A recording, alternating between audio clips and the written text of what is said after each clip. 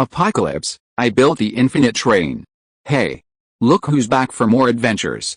We love having you here to continue this story that keeps us all awake.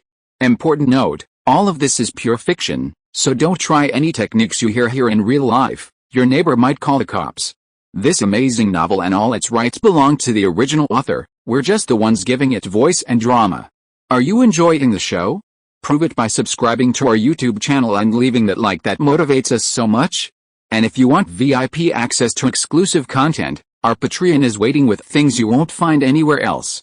Chapter 51 Mutual Aid Bonfire. Jiang City was shrouded in polar night, and long-wave signals had been lost for more than 20 days.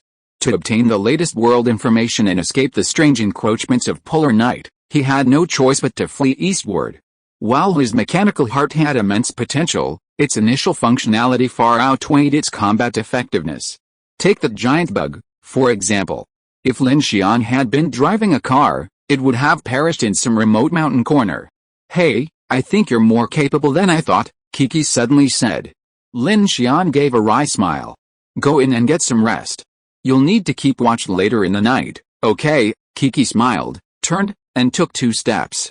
Suddenly, she turned back and asked, by the way, besides trains, can you drive other machines? I think so. What do you mean, like mechas? I'm talking about the kind that are in good condition.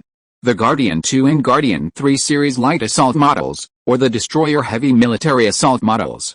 If you could get one of those big guys, wouldn't you be afraid of fighting those giant bugs? Lin Xian's eyes flickered slightly. I'd like to, too, if I had the chance. He hadn't imagined that before. If he could, who would want to chop bugs with a knife? Who wouldn't want to drive a Gundam? Forget about the heavy equipment. Even some advanced mechanical combat parts would be fine, but he rarely even saw those, let alone blueprints. Buzz! At that moment, the sound of a motorcycle echoed across the silent field. Lin Xian and Kiki's expressions changed, and they both looked over. In the distance, a bright beam of light flickered, the sound growing louder. Hearing the noise, Teacher Chen and the other 2 also ran over from the distant carriage. Motorcycle, what are you doing? Kiki stopped behind the armored vehicle. Lin Xian's eyes narrowed slightly. Seeing that there was only one vehicle approaching, he didn't immediately stop swallowing it. With a building and Kiki around, he didn't panic. Suddenly, the motorcycle's headlights flashed twice, paused, and then flashed twice more. 2 short flashes, 1 long. They were actually using light language. Lin Xian frowned and said, they seem to be showing friendship, but don't be complacent. He gestured to Teacher Chen and the other 2 in carriage 5, signaling them not to poke their heads out. Hey, don't shoot, the person on the motorcycle began shouting from a few hundred meters away. A moment later, the motorcycle, shrouded in dust, sailed across the field and into the range of the train's lights. With a creak, the motorcycle came to a graceful stop at the bottom of the track ramp. 2 people were on board, a man and a woman. The man stopped his motorcycle and removed his helmet. He looked to be in his early 30s, with a hint of stubble and handsome features. The woman, dressed in a leather jacket and pants, held 2 pistols in a pistol holder on her leg. Her expression was rather cold. Lin Xian eyed them both warily. Who are you? The man raised his hands, smiling. Don't be nervous. There's no hostility. Let me introduce myself. Jiang Yun, the captain of the wind-chasing team. This is my deputy, Ren Huan. I noticed you after you left B1 and entered the mountains. Jiang Yun glanced at Lin Xian and Kiki, then at the building in the distance at the entrance to car 5. He said with surprise, it seems I was right. There's more than one psychic. Lin Xian and the others' expressions suddenly changed, wondering who this person was and how he could spot a psychic at first glance. What can I do for you? Kiki asked directly, narrowing her eyes as she studied the 2. Of course I have something to do. Jiang Yun raised his hand and pointed ahead on the track. A little over 30 kilometers ahead is Guiguan City. There are more than a dozen convoys stationed there, all gathered from Band 7. I've organized a mutual aid bonfire there. I wonder if you're interested. Mutual aid bonfire? What's that? Jiang Yun said with a smile. It's just a gathering of survivors from nearby communities to exchange information and other things. Who hasn't run into trouble in this world? Oh, you can even gather by bonfire. Aren't you afraid of encountering monsters? Kiki looked surprised. Sorry, I'm not interested. Lin Xian refused immediately. Don't be so nervous, my friend. Zhang Yun looked at Lin Xian with a scrutinizing gaze, and said calmly, "It seems that you have encountered a lot of trouble along the way. Train armor, huh? The main track sections are still unobstructed because the Federation Phoenix Society is still making various combat mobilizations.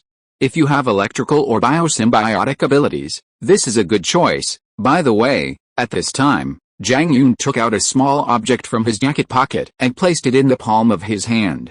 A closer look revealed that it was a small dark red glass bead.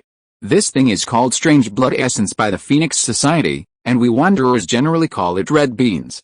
If I'm not mistaken, your radio station should not be able to receive any messages, otherwise it should be able to receive frequency band 7 and the long-wave frequency band of the Phoenix Society.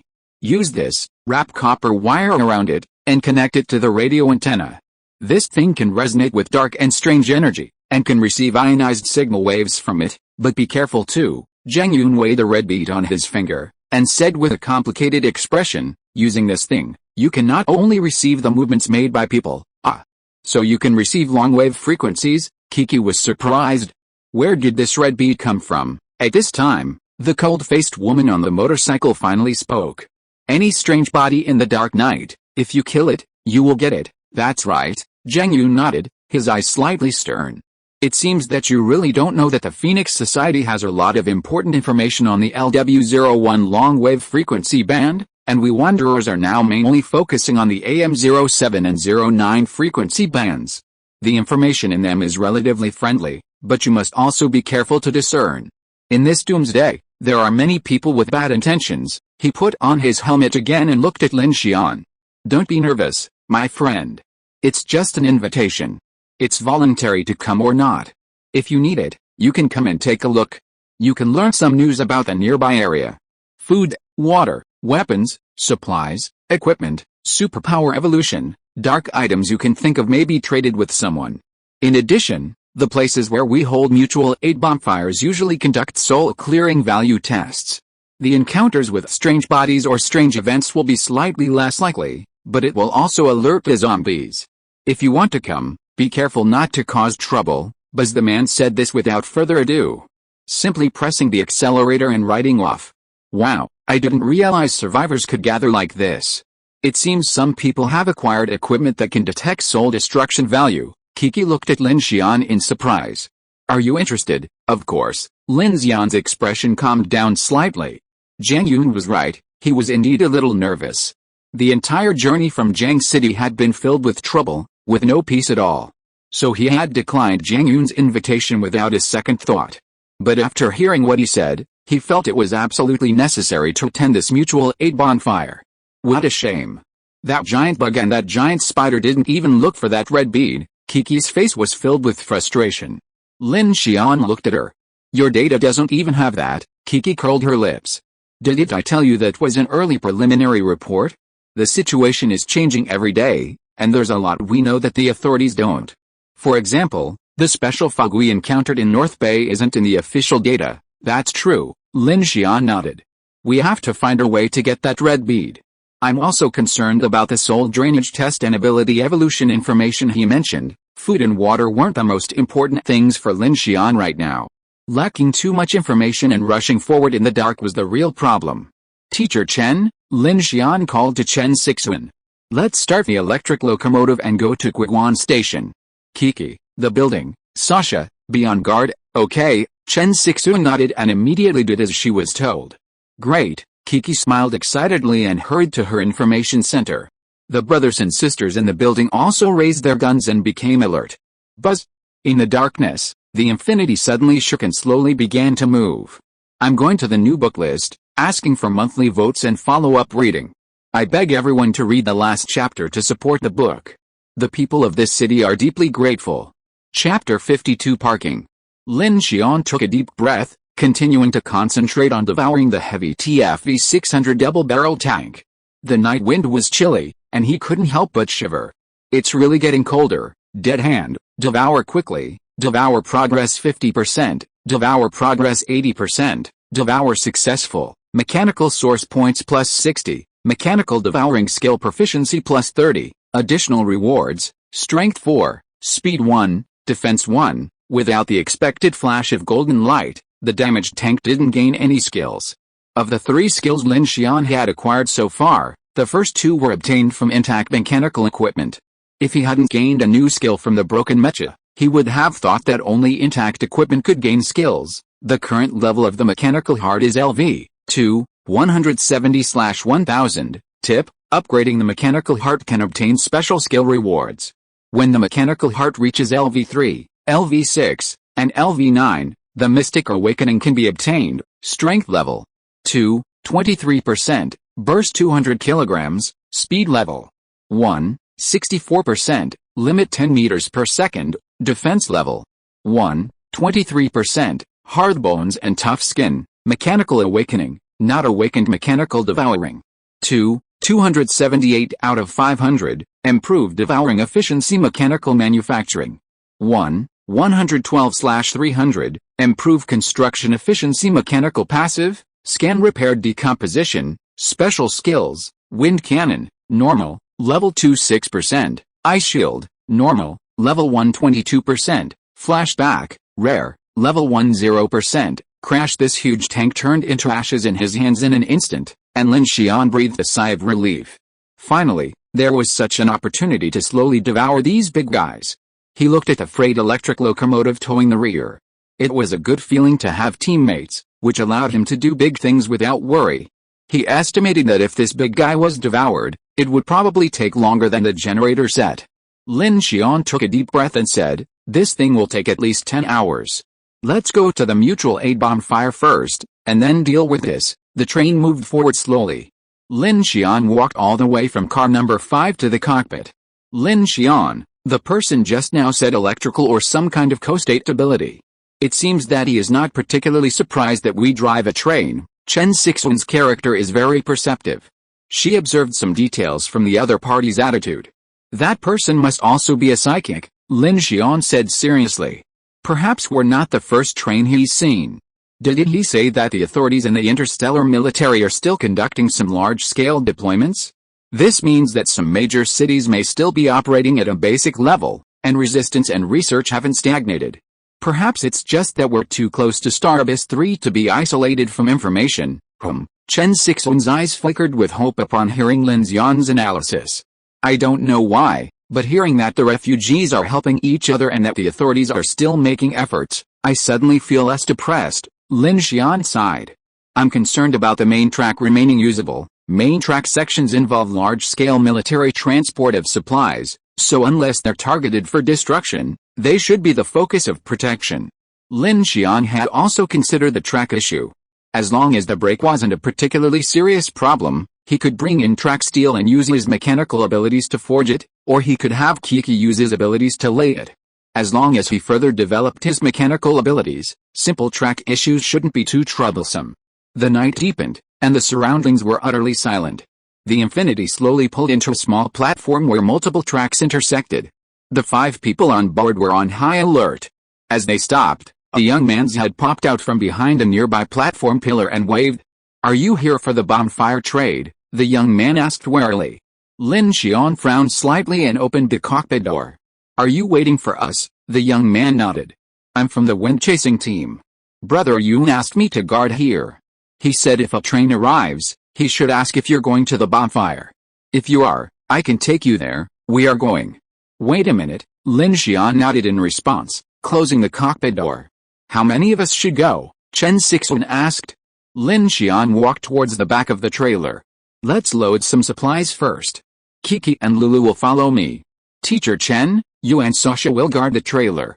We'll contact you on the intercom if anything happens." "Okay, then everyone, be careful." They went to the back of the trailer.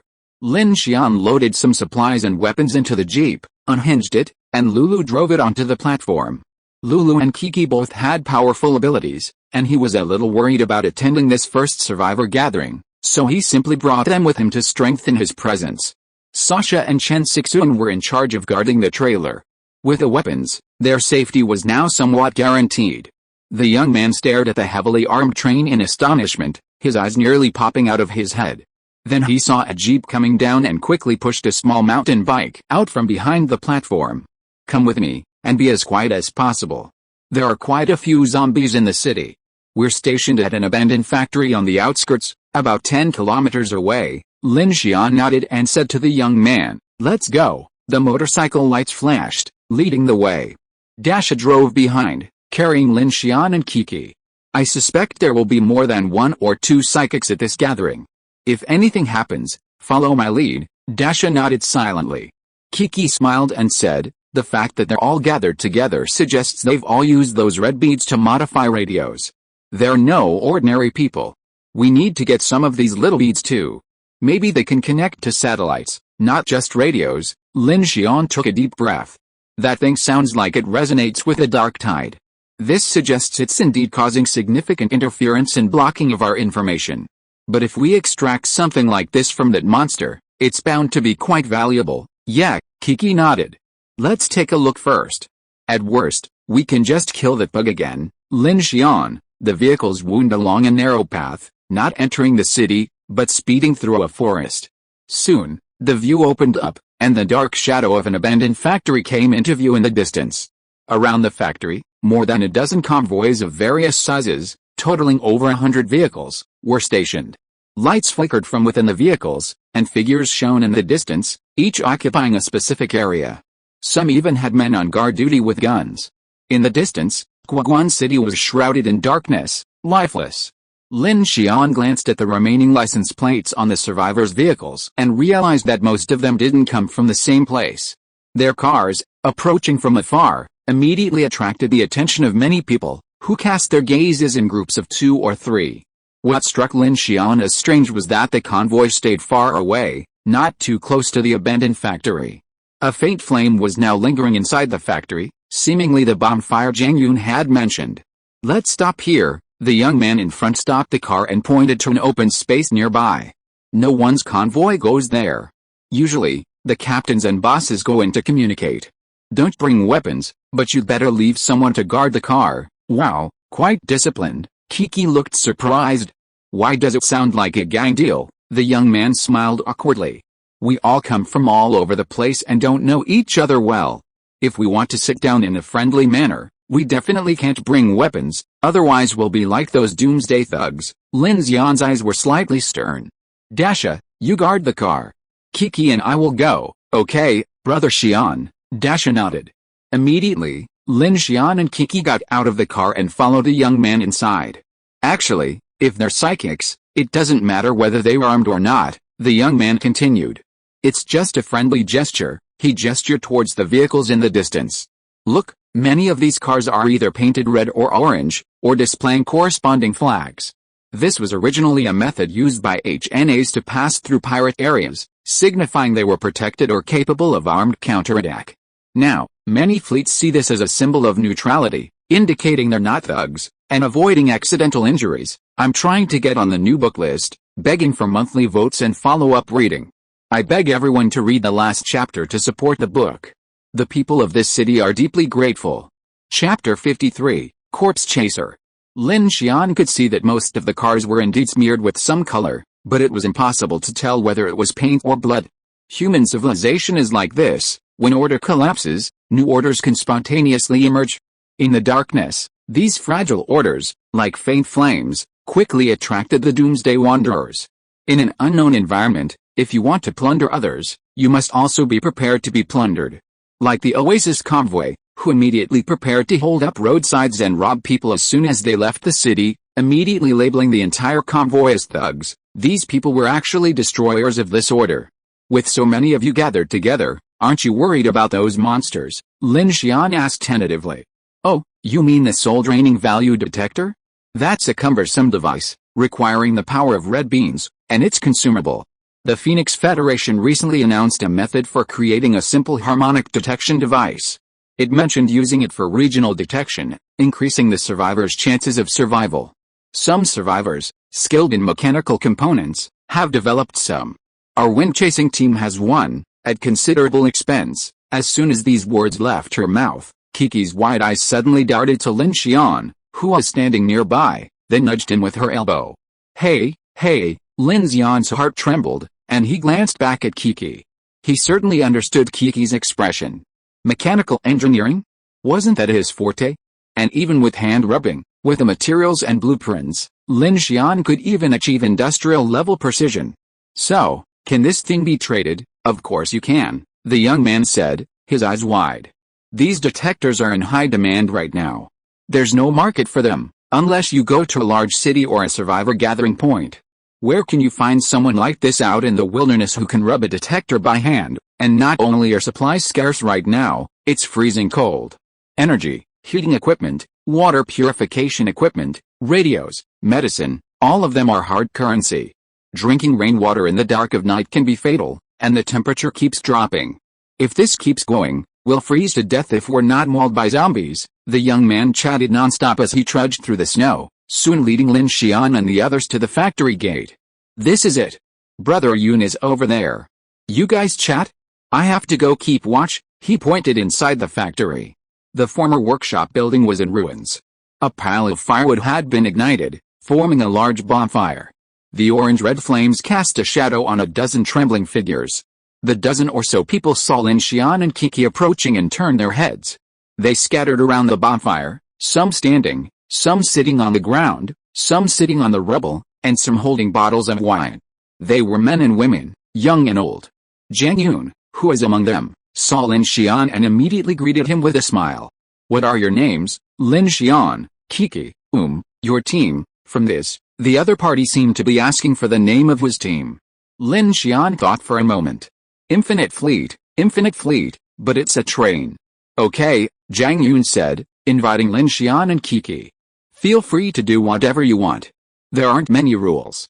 Just let us know what you need. If others want to trade with you, they can offer their own. Of course, everyone can compete. The item is yours, it's up to you. But getting together isn't easy.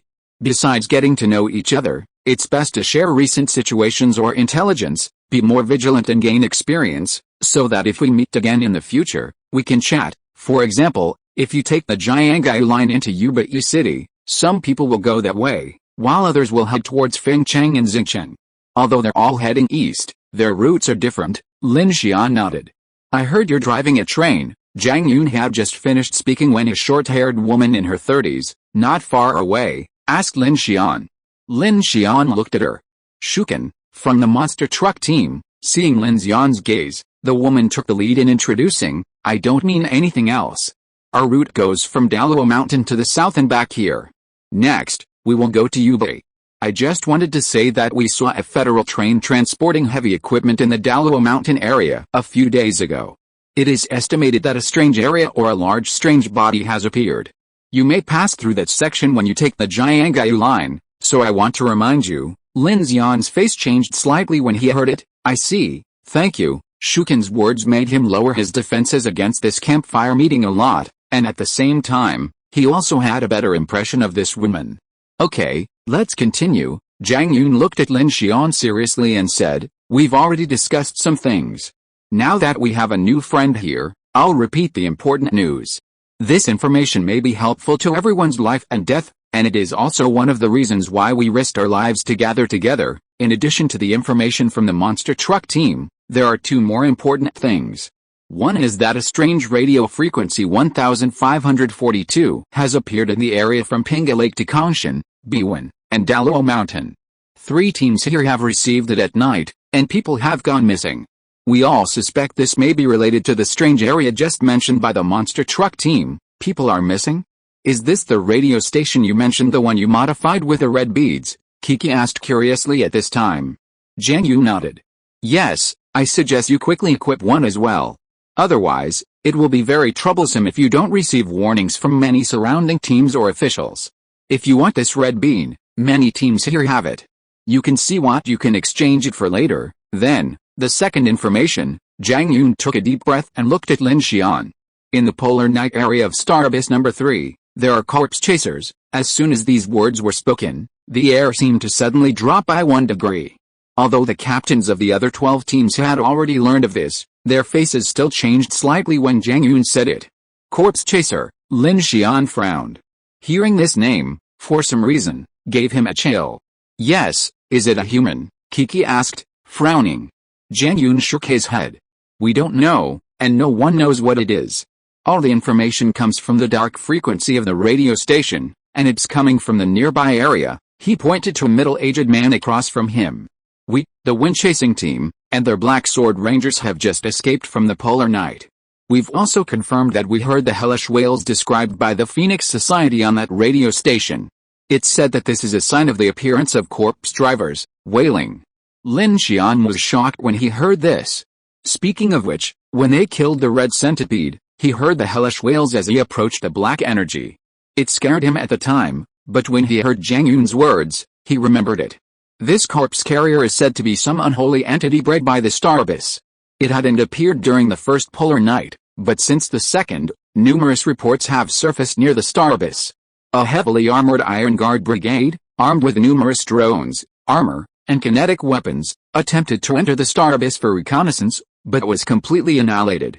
Only the countless cries, as if from hell, could be heard through the dark frequency radio. Some survivors rumored it to be some kind of humanoid creature, but that's not entirely true.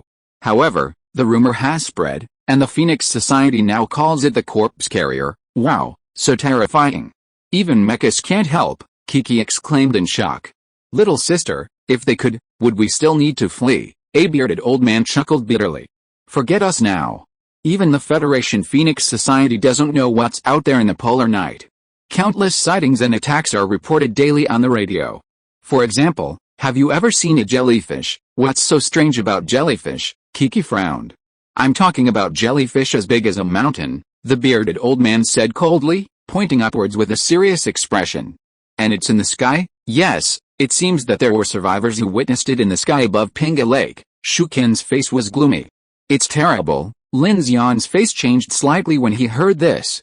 As big as a mountain? Is it the big strange entity you are talking about? Yes, Zhang Yun nodded, his face a little ugly. There are all kinds of scary and strange things in the dark night. Not to mention insects and monsters. The most troublesome thing is encountering some indescribable things. Indescribable. Many people looked at Lin Xian at this time. Their eyes were either complicated or uneasy. Zhang Yun replied in a deep voice, for example, ghosts. As soon as these words came out, a cold wind suddenly blew, and the flickering bonfire seemed to respond. The flames quickly shrank and the whole space darkened. The atmosphere suddenly became cold. Please vote for me to read this. Thank you very much, everyone in the city. Chapter 54, A Basic Understanding of Mechanics. Crackling, crackling. In the huge abandoned factory, the space seemed a little empty. A dozen people gathered around a bonfire of dry firewood, and the atmosphere became a little chilly. The shrinking flames continued to devour the dry firewood, making crackling sounds, and finally grew stronger again, and a warmth spread to the surroundings. Someone silently exhaled a breath of cold air. Kiki reached out and grabbed Lin Xian's sleeve, with a bit of fear and uneasiness in his eyes. What do you mean by ghosts? What's the difference between them and those zombies and weird things? Lin Xian asked. I don't know. The reason I describe it this way is mainly because these events are often accompanied by supernatural phenomena, such as the 1542 radio station we just talked about. Lin Xian frowned deeply. Supernatural phenomena sound a little creepy. Seeing the atmosphere grow cold, Zhang Yun spoke to break the silence. A lot of weird things have happened to those who are still alive in the past few months. This information may be useful or it may be groundless. Survival is the most important thing at the moment. Let's not waste time talking about other things. If anyone has anything they want or want to exchange, let's introduce them one by one. There's no need to waste time. Let's finish the trade and get on with our journey. That's right. A man with glasses wearing a shirt and a bulletproof vest raised his head with a gloomy expression. That infinite team, you need red beans, right? He carefully took one out of his waist bag and placed it in his palm with a numb expression. Anything can be exchanged. Energy, food, weapons, we are all short of them. Lin Xian nodded. How much can this thing be exchanged for? 100 liters of gasoline, or supplies for 10 people for 7 days. As for weapons, it depends on the quality and the degree of demand. Zhang Yun spread his hands. If other things are basically based on demand, it is normal to exchange more for less, but this thing is currently used as a benchmark by the Federal Phoenix Society and various wanderer organizations, so the value is anchored, and the value may continue to rise. Is it so valuable? Kiki said. Isn't this thing just used as an antenna? Does it have other uses? You don't know. At this time, someone in the crowd exclaimed. This thing has an obvious enhancing effect on superpowers. The Phoenix Society believes that it may be a material that promotes the evolution of superpowers. It is also a key item for studying the power of the Midnight Sun. Of course it is very valuable, and this thing is only found on those monsters. You must know how troublesome those monsters are, another middle-aged man with blood on his face and messy hair said in a hoarse voice. Someone nodded in fear. A little carelessness could wipe out a small convoy. 100 liters of gasoline seems cheap to me. Lin Xian's pupils narrowed, instantly realizing the value of the red bead. The giant red bug and the fog spider were both extremely troublesome creatures. Without heavy firepower, they were difficult to deal with, often resulting in heavy losses. If, as they claimed, this item could be used to aid in the evolution of superpowers, then a mere 100 liters of gasoline wouldn't be much. Lin Xian said, "Okay, here's what you want: energy, food, weapons. You can come to my car later to trade, okay?" The man with glasses nodded and replaced a bead, his expression expressionless. He looked as if he had just experienced some brutal battle, so his face was not in good condition. He didn't bargain with Lin Xian. "Let's stick to the old rules." Zhang Yun stepped forward and presided. "Special requests first. Other basic supplies can be exchanged." Everyone nodded. Energy, food, weapons, nearly everyone needed them. Everyone was lacking some, to some degree. Except for the most critical needs, they were discussed last, with the most pressing needs being discussed first. "Then let's go in order," Zhang Yun said, looking at a middle-aged man in a cotton-padded jacket. "Brother Su, you go first." "Let's start, okay." The middle-aged man sitting on the outermost rebel, named Su Jin, didn't waste any words. "My fleet needs a water purifier. Reverse osmosis is preferred, but activated carbon is also acceptable, but the filter membrane needs to be newer. Does anyone have one?" He glanced around, and only one woman, Shukin, raised her hand. "We have a reverse osmosis one." Su Jin's eyes lit up when he heard this. "But," the woman shrugged, "there's a problem. It doesn't work now. Maybe something's broken. Is there anyone here who can fix it?" At this, everyone looked at each other, speechless. The damaged equipment was worthless, and carrying it on the road was a waste of space. Shukin's fleet had a replacement, but the reason she hadn't thrown it away was mainly because the water purification equipment was so valuable. She had always thought that if she could find someone who knew how to repair it, even if she could trade some supplies to get it fixed, it would be much more valuable, whether for her own use or to exchange for more supplies. "I know a little." At this moment, Lin Xian, who had been silent in the corner, suddenly spoke up. "Really? You know how to repair it?" someone asked in surprise. "If it's mechanical stuff, I'd have some knowledge." Lin Xian didn't realize that his words had lit a fuse. The oppressive atmosphere of the previous discussion was instantly swept away, and many surprised glances turned to him.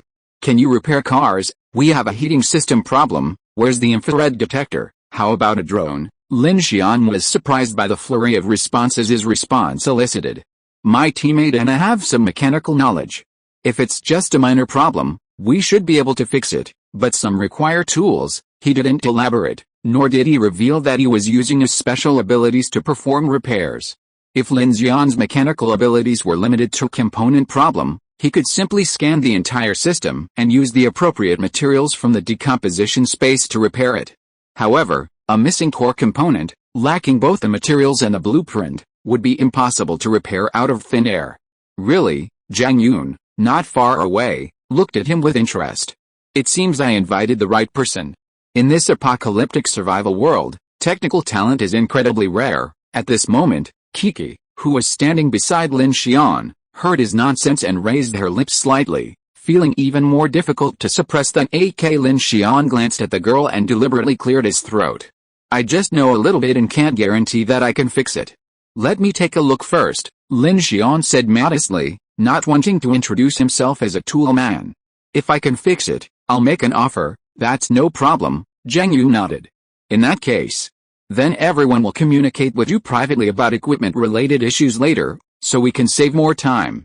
Let's raise other requirements." "Okay, then I'll tell you about mine." Lin Xian's eyes swept over and said in a stern voice, "I know some of my friends here may be psychics, so I want to know some information related to the evolution of psychic powers.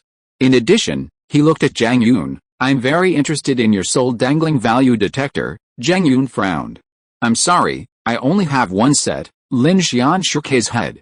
That's not what I meant, because I didn't receive any information released by the Phoenix Society before, so I just want to know the manufacturing principle of this thing, or you can let me study it. Zhang Yun's eyes were shocked when he heard this.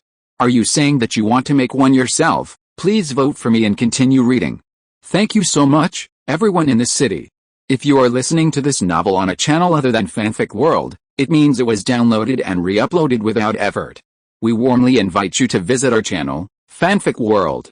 There you will find the original version of this story and many other novels of various genres. We look forward to seeing you dive into a world of incredible novels. Chapter 55 Evolutionary Information. Lin Xian looked indifferent and replied, "That's not necessarily true.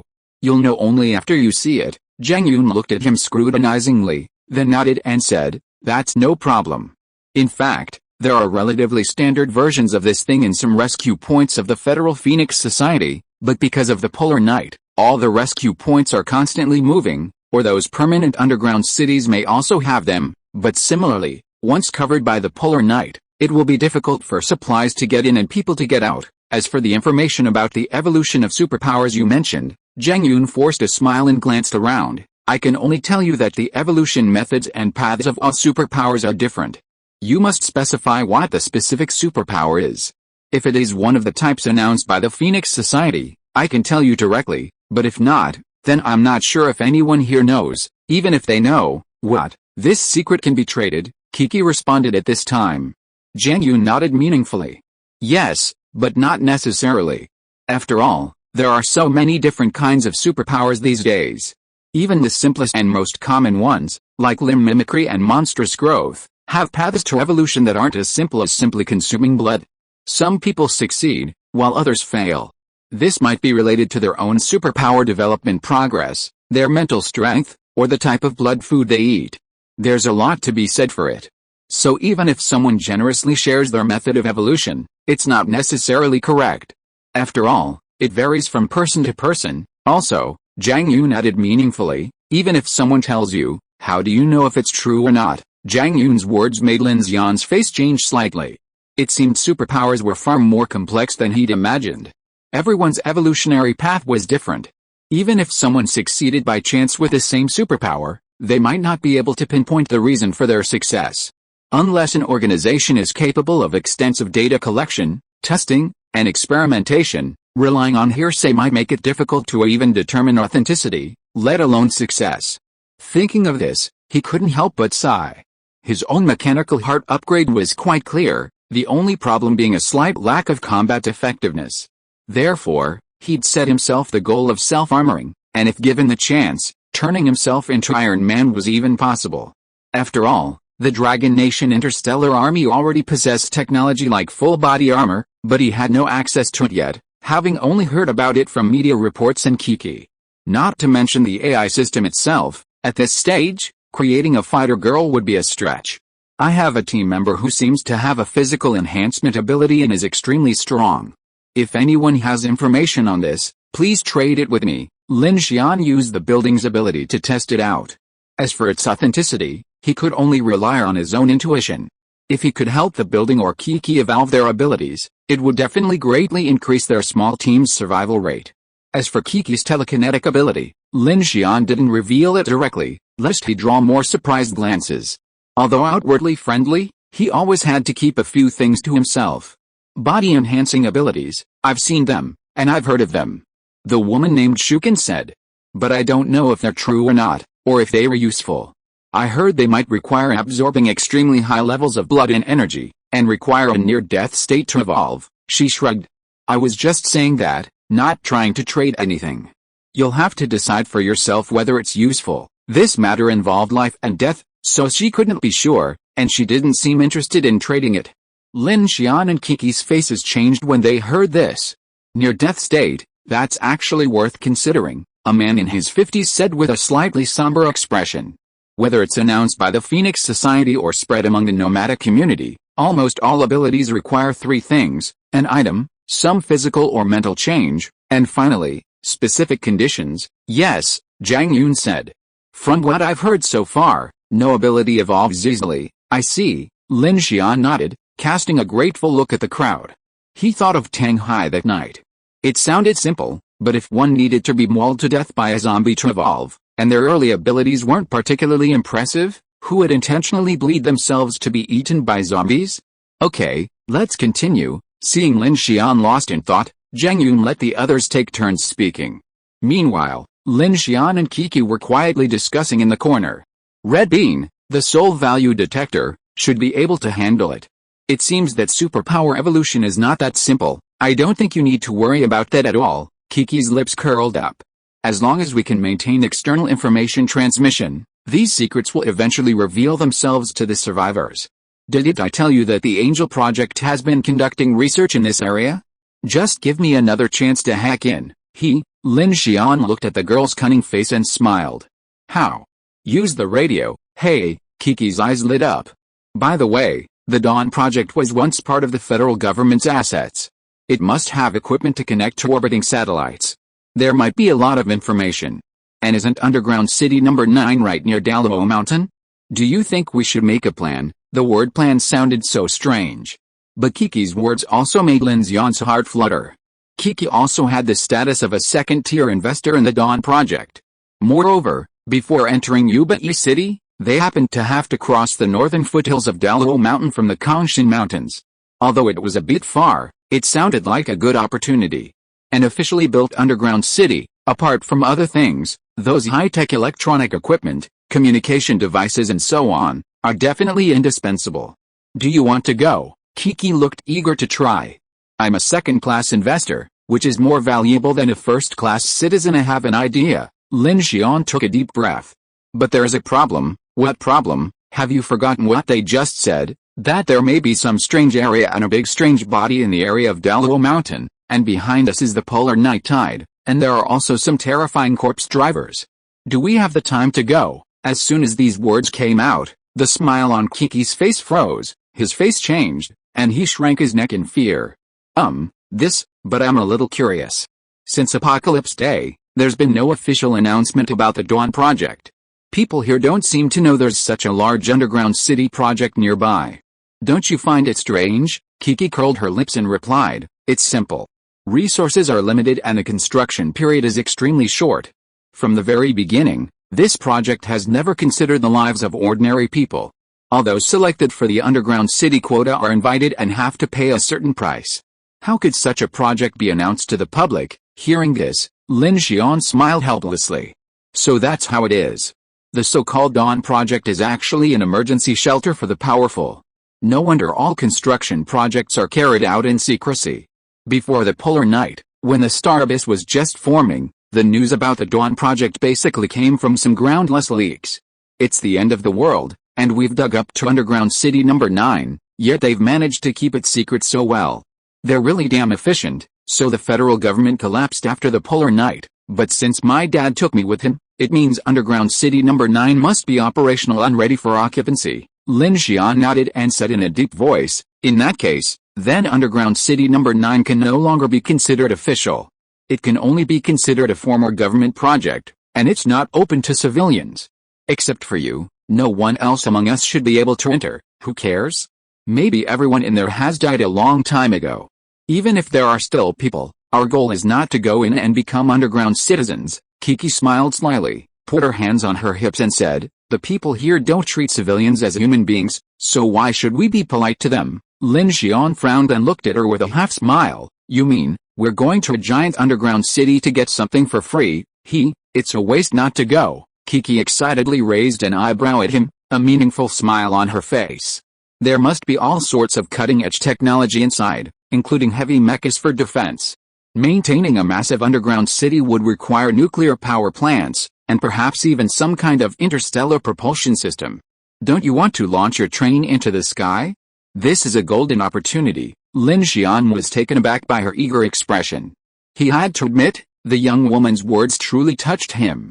To his mechanical heart, this was truly a golden opportunity to upgrade the train before entering orbit. Well, we'll discuss the details after we get back. Let's take care of things here first. Lin Xian took a deep breath. Kiki excitedly exclaimed, great. Around the campfire, the captains of a dozen or so fleets discussed their supplies and issues. In exchange, each team would offer each other what they needed. Two fleets even reached a temporary agreement to merge and flee eastward. Newbie, please support me with your monthly pass. Thank you so much. Chapter 56 Repair. 3 Spark 26 fully automatic tactical rifles plus 120 rounds of ammunition could exchange for about 5 days' worth of rations for a 10-man convoy, or 80 liters of gasoline. Yet, all these weapons combined could only be exchanged for 2 boxes of antibiotics.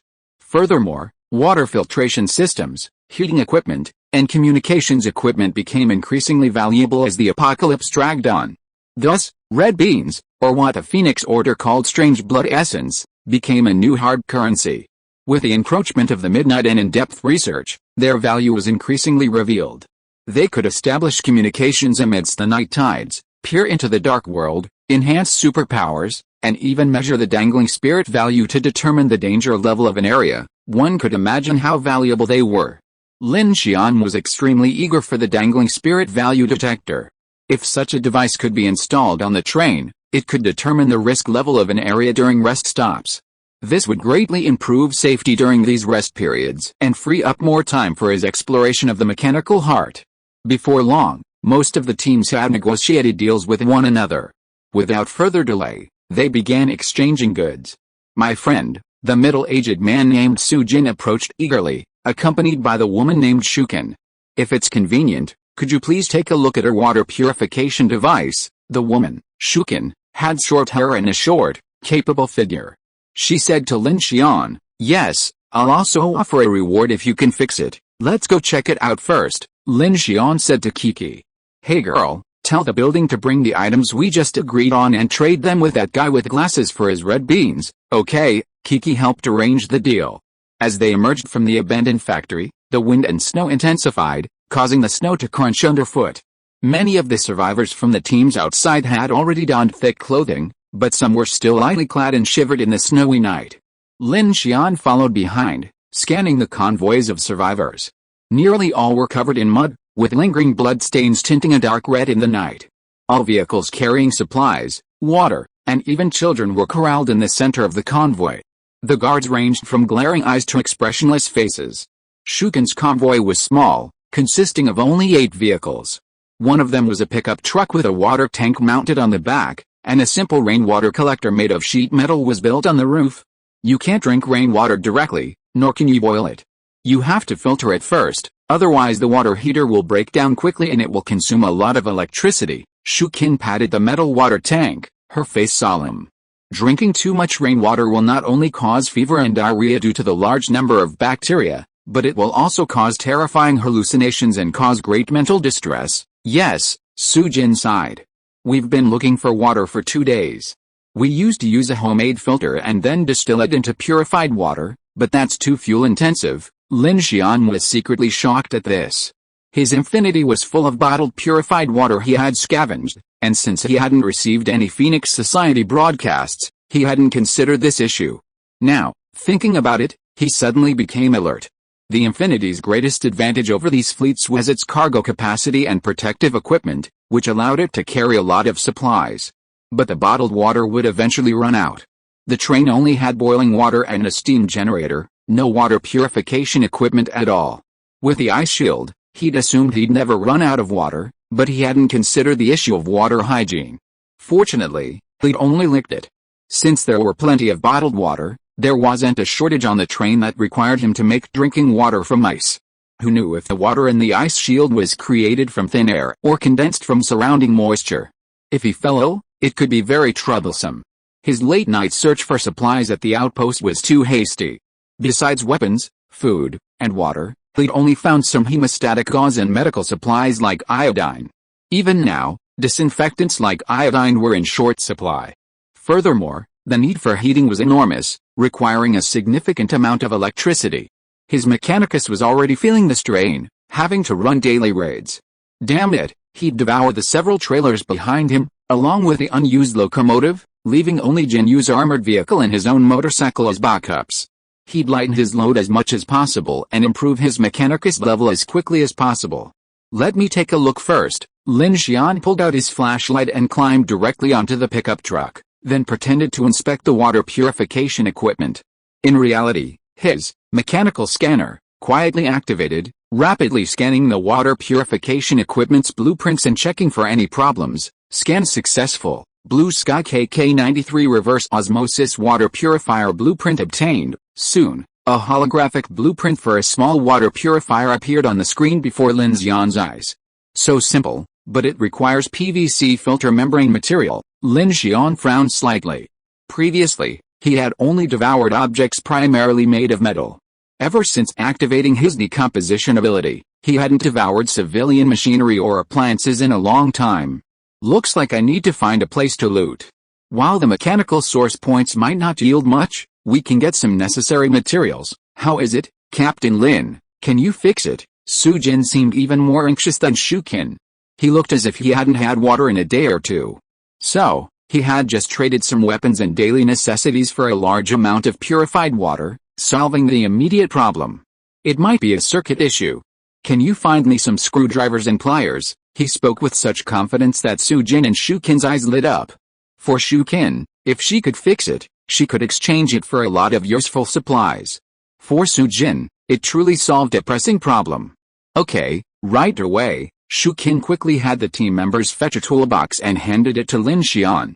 Captain Lin, what do you need to fix this? Just give me 20 cans of food. Lin Xian glanced over as he arrived. Shukin's team wasn't well equipped. The dozen or so people looked somber, clearly not wealthy. She had been kind enough to respond to Lin Xian's initial warning and had directly shared the information she'd learned about her abilities. Lin Xian had a soft spot for the female team leader, and since he'd also obtained the blueprints for the water purifier, he didn't ask for too much. If the water purifier system was fixed, she could get at least 2 red beans worth of supplies from Su Jin. 20 cans wouldn't even be 1/10 of that. It was truly a generous offer. Really? Shukin's face lit up with joy. Great. I'll get it for you right away. Actually, Lin Xian had another reason for asking for canned goods. During the campfire trade, none of his requests included supplies or water. Since he was driving a train, it was easy to give the impression that his infinite fleet was completely free of food and water. Lin Xian, mindful of this, deliberately offered canned goods as payment, being a bit cautious. Su Jin, standing nearby, was also eager. Judging from Lin Xian's expression, the malfunction didn't seem complex, suggesting the water purification system wasn't experiencing any major issues, which reassured him. Without a word, Lin Xian removed the lid with a screwdriver, his brow furrowed in mock contemplation. He had actually already fixed the problem while operating his mechanical heart. While the problem wasn't serious, it would still be quite difficult for an ordinary person to repair. Thanks to the incredible power of Lin Xian's mechanical heart, he only needed to use some materials from the space decomposition process to repair the circuit board and the water pump motor, resolving the blockage in the process. It should be working. Lin Xian busied himself for a moment, tightening the screws, wiping the sweat from his face. He said to Shukin, "Try turning it on." "Okay." Shukin quickly patted the car door, asking the pickup driver to start the engine and turn on the water purifier. The water purifier began to work normally, and a stream of filtered water slowly flowed out. "Newbie, please support me with your monthly subscription." "Thank you so much." Chapter 57 Zhang Yun. Is it really fixed? Su Jin took one look and quickly used a pre-prepared cup to collect the precious water. He then brought it to his nose and sniffed it, his eyes instantly lighting up. Clean and clear, no odor, it really works, of course, Shukin said excitedly. "We've been using this water purifier. If you boil it and drink it, there's absolutely no problem." Okay. Su Jin nodded and immediately took out his walkie-talkie, calling his team members to start the transaction. "Thank you." Shukin gratefully carried a large box of canned goods to Lin Xian. "You've helped me a lot." Lin Xian took it directly and said, "It's a piece of cake." "I heard you're also going through Yubai City." "Yes," Shukin nodded. Yubai City is a port city on the Xinghuan orbit. "I heard the Dazhoshan tunnel is blocked, and many people here are planning to pass through there and then head towards Xingcheng." "Xingcheng?" Lin Xian fell silent. As expected, most people chose to flee to the major cities of Dragon Country first. Regardless of whether those cities had fallen, the resources in those cities were unmatched by those in smaller cities. Meanwhile, several others who needed equipment repairs approached him. Seeing that Lin Xian had helped Shukin fix the water purifier, They also offered help. However, Lin Xian didn't completely fix the problems. He only repaired a large vehicle group's infrared detector and scanned the blueprints. He planned to integrate this into the train's night watch system. He also received a box of antibiotics in exchange. Shukin and Sujin's words had reminded him that medication was crucial during a flight. As for repairing the vehicles and drones in the other two fleets, Lin Xian expressed his inability to help. The vehicle involved a cracked steering rod and a blown engine. He couldn't possibly weld the steering rod in front of everyone with just a screwdriver. And the drone was just a regular item, not as good as the one on Jin Yu's armored vehicle. Lin Xian, deliberately concealing his incompetence, examined it and shook his head, declining both offers. Even if you're good at mechanics, you shouldn't know too much. We just fixed the water purifier over there, and we've already taken care of the truck steering column and the drone over here. Tomorrow, it's time to fix the solid propulsion engine. Always leave some room for maneuver. Lin Xian just needed to show some goodwill to the survivors' camp. Captain Lin, as everyone began to prepare to return to camp for their nighttime journey, Lin Xian and Kiki were also preparing to leave. Jiang Yun approached Lin Xian with a smile. At the same moment, one of his men ran in, holding out two strange devices. "Brother Yun, show them," Jiang Yun said casually. The younger brother stepped forward and handed the devices to Lin Xian. One was a modified radio. The other was something resembling a clock. "This is the soul value detector. Here are the schematics." Lin Xian took it and examined it. He saw that it was a palm-sized, hemispherical device made of copper, with thin wires wrapped around it. There was a filter underneath, and it needed to be connected to a power bank. This thing is actually handmade. I feel it's quite difficult to make. There are blueprints. Let me take a picture. Kiki took out his mobile phone and walked forward to take a picture of the blueprint of the detector. Lin Xian did not stop him. In fact, he just studied it in his hand. The mechanical heart power was activated and the scan was completed almost instantly. But it still had to be done. Unknown signal detector blueprint obtained, number N01. He took a look and found it not difficult. The biggest problem was the filter. However, as long as he had the opportunity to devour some household appliances and collect materials, it would be easy to make it. Another problem was that this detector needed to use those red beads. Jiang Yun told him that the detector was consumable. In other words, the energy contained in the red beads was limited and could not be used for a long time. It was a consumable item. Jiang Yun's eyes shifted as he watched Kiki pull out her phone. Combined with the fact that Lin Xian and the others were able to drive a massive train, he seemed to have a clue. However, he suppressed the thought and continued, when the city's industrial system was complete, such a device wouldn't have been worth anything. But now, all the survivors are in danger, with even clean water uncertain. Creating something like this is incredibly rare. Lin Xian nodded and handed the detector back to Jiang Yun. "Thank you. I'll go back and research it." Jiang Yun nodded. "Good luck." Lin Xian looked at him and asked directly, "Captain Jiang, you initiated the mutual aid bonfire tonight, but I don't see any particular needs from you. Are you still going to ask me why I came all the way to invite you?" Jiang Yun seemed to see through Lin Xian's confusion and asked with a smile.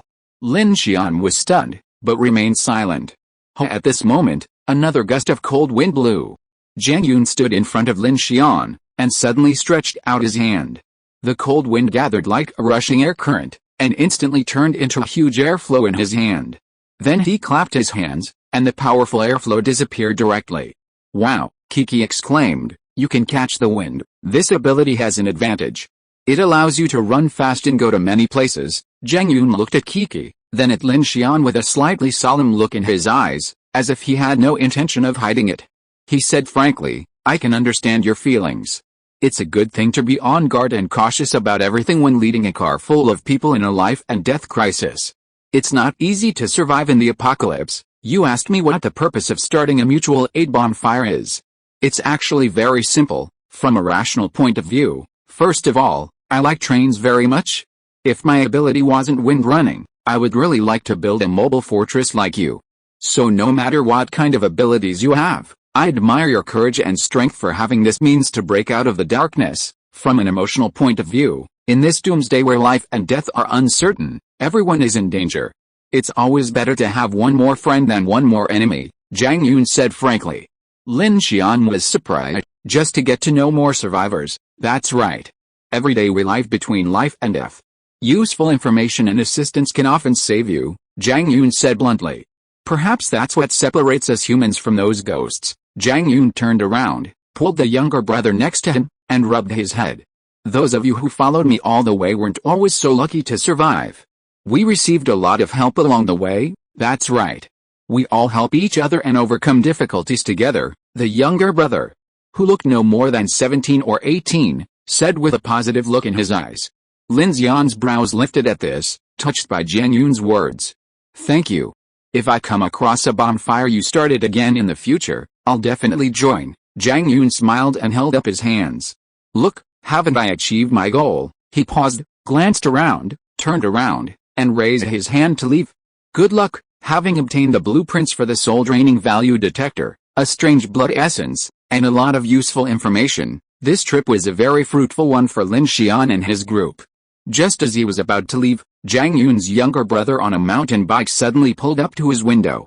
Hey, Brother Yun asked me to remind you, when using the dark radio, don't tune it to frequency 1542. Lin Xian's expression froze. Is that the weird radio station you were talking about? Yes, be careful. With that, the young man rode off again. 1542, Kiki, sitting in the back seat, looked puzzled. A radio station? Could monsters appear, listen and eat your fill? Lin Xian gestured for the building to start, saying, there's no need to be curious about things like that. I'm not curious. I'm afraid of ghosts. Kiki shuddered. Now that he said that, I don't even dare to use the radio. Let's go back. Lin Xian thought for a moment and decided to continue on his way. He would take advantage of the darkness to devour everything he needed to devour, and then find a way to gather the materials to build the soul value detector. Moreover, he only had one strange blood essence. His primary goal must be to connect the radio, otherwise he might miss a lot of useful information. Buzz buzz buzz in the open space surrounding the abandoned factory, hundreds of cars started their engines one after another and began to drive away. Some went their separate ways at various intersections, while others, fearing danger, followed in groups, quickly disappearing into the darkness. The noise alarmed some zombies in the wooded areas outside the city, and many howling sounds began to echo in the night. Zhang Yun's car was a modified large-wheeled off-road vehicle, and the motorcycle was mounted on the back. In the cab, Zhang Yun looked at the taillights of the jeep that Lin Xian was sitting in the distance, and said lightly, it seems that they, like us, want to enter the Huangsing Channel from Yubei and pass through the high-altitude corridor of Winone Canyon. Ren Huan, who was wearing a leather jacket, was sitting in the co-pilot seat at this time and said, the climbing channel has been out of power for a long time. The survivors' cars can't go up at all without traction, let alone such a heavy rail train. Zhang Yun chuckled. There's a big weird body in Pinga Lake, and the tunnel in Dazhu mountain range is blocked. If you want to cross Winone Canyon, you can only climb around Dazhu mountain for more than 1,000 kilometers. Now the polar night is pressing and there are corpse drivers blocking the way back. I estimate that there are quite a few people in Yubei City who want to take the Huangsing No. 1 high-altitude corridor section, and I think that train Captain Lin will definitely find a way to get up. Are you so sure? Ren Huan asked. Zhang Yun put on sunglasses and raised the corner of his mouth slightly, very confident. 5 people driving 3 locomotives to charge in the dark night, absolutely ruthless people, not bad. I am very optimistic about this person. Immediately, he stepped on the accelerator, the engine roared, and he sped away in style. Please support me by voting for my new book. Thank you very much. Chapter 58 Preparation. On Lin Xian's side, the 3 drove back to the platform, reloaded the jeep, and returned to the train. They then started the train, the engine rumbling, the wheels rolling, and began to pull away from Quiguan Station. I thought you'd stay a long time, Chen Sixuan asked as she saw Lin Xian's train pull away. We can't stop just yet. Lin Xian breathed a sigh of relief, gazing out the window at the dense blackness. He needed to hurry and devour the captured cars and the massive train. He glanced at the firearms on the ground and looked at Chen Sixuan in surprise. Are you learning how to use a gun from Sasha? Chen Sixuan was startled, then nodded nervously. I'm often unable to help, and seeing Sasha so young, she can handle a gun. I wanted to learn too. Lin Xian nodded. Learning more methods of self-defense in the apocalypse was always beneficial. Now that they had acquired a number of weapons, Chen Sixuan didn't want to be a mere figurehead, so she began to learn from Sasha. Although Lushasha was also a bit of a novice, she was incredibly clever, with a precocious spirit far more mature than her peers.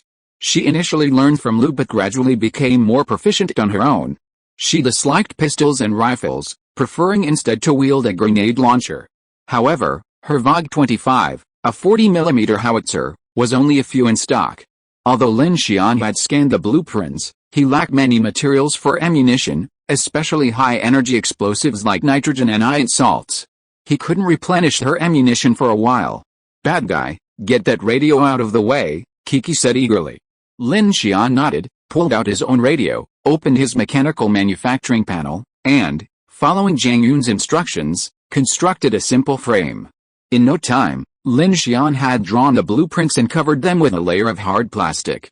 With a hum, a flash of white light flashed in his hand, and copper and black plastic flew out of the decomposition space, quickly forming a radio frame. He then pulled out the eerie, dark red blood essence. Everyone stared in amazement, then turned their gaze to the red bead. "Is this what the night monster left behind after it died?" Lushasha asked, her face filled with fear. Kiki picked it up and examined it. "It's icy cold, and there seems to be some energy flowing through it. Be careful," Lin Xian warned. "Since it's not human, you must be extra cautious. The Phoenix Society is only announcing its uses and benefits, but who knows if there are any side effects." Kiki stuck out her tongue and evasively placed it back in Lin Xian's palm. "That's right, then you should take care of the radio first." Lin Xian took it and directly inserted the strange blood essence into a slot he had designed in advance. Then, under the gaze of everyone, he turned on the radio. At this moment, a strange energy wave seemed to flash by, sending a chill down one's spine. "Zzzz Federal Radio YB Area Report, there is a strong fluctuation of spiritual value in the area of the northern foot of Daluo Mountain. Survivor convoys heading towards Yubai and Fengcheng along the G1523 and X556 lines please detour." This information is provided by the Federal Phoenix Rescue Organization. "Wow, it really works," Kiki exclaimed. "Zzzz City Warning Report, Yubai City Huingsing No. 1 port has stopped operating and is blocked by a large number of survivor convoys. All survivor convoys are requested not to gather in the city. There are a large number of zombies and strange bodies in the city. It is very dangerous. It is recommended to detour." Chen Sixuan on the side looked surprised, covering her mouth and said, "Lin Xian, this section of the Jianggai JY 3365 railway line seems to pass through the northern foot of Daluo Mountain, and there will be several tunnels." "I know," Lin Xian nodded. "By the way, Brother Lin, if the climbing channel of the Huingsing No. 1 port has stopped, even if our train lowers the horizon traction brake, will it be impossible to use magnetic traction to get on the high-altitude track?" Sasha said with some concern at this time. The Circumstellar Orbit is a planetary-scale human project built by the federal government on Blue Star. It's not just a simple railway, but a massive project encompassing sea, land, and aerial structures. Sections like the Sky Corridor feature not only multiple tracks but also a traction elevator for vehicles to ascend, providing a quick route through the Wanigan Canyon and the Dazhu Mountains. "Don't worry," Lin Xian said, his eyes blazing as he glanced at Chen Sixuan. "I've already considered this. You don't have to worry about how we'll get up there. It's the risks at the northern foot of Mount Daluo that might present a greater challenge." Sasha looked at Chen Sixuan curiously, noticing a hint of nervousness on her face, but she nodded nonetheless. Chen Sixuan naturally understood the preparations Lin Xian was referring to, as she knew the Zhujing 03E heavy-duty gas turbine locomotive was originally designed for the Circumstellar Orbit. Lin Xian's mechanical heart activated. Ahem. The turbine at the front of the Whale 03E heavy-duty gas turbine locomotive slowly spun, beginning a self-check. This design, once considered insane, was primarily used for early high-speed passages or complex sea conditions. As electromagnetic traction systems matured, these gas turbines gradually became obsolete.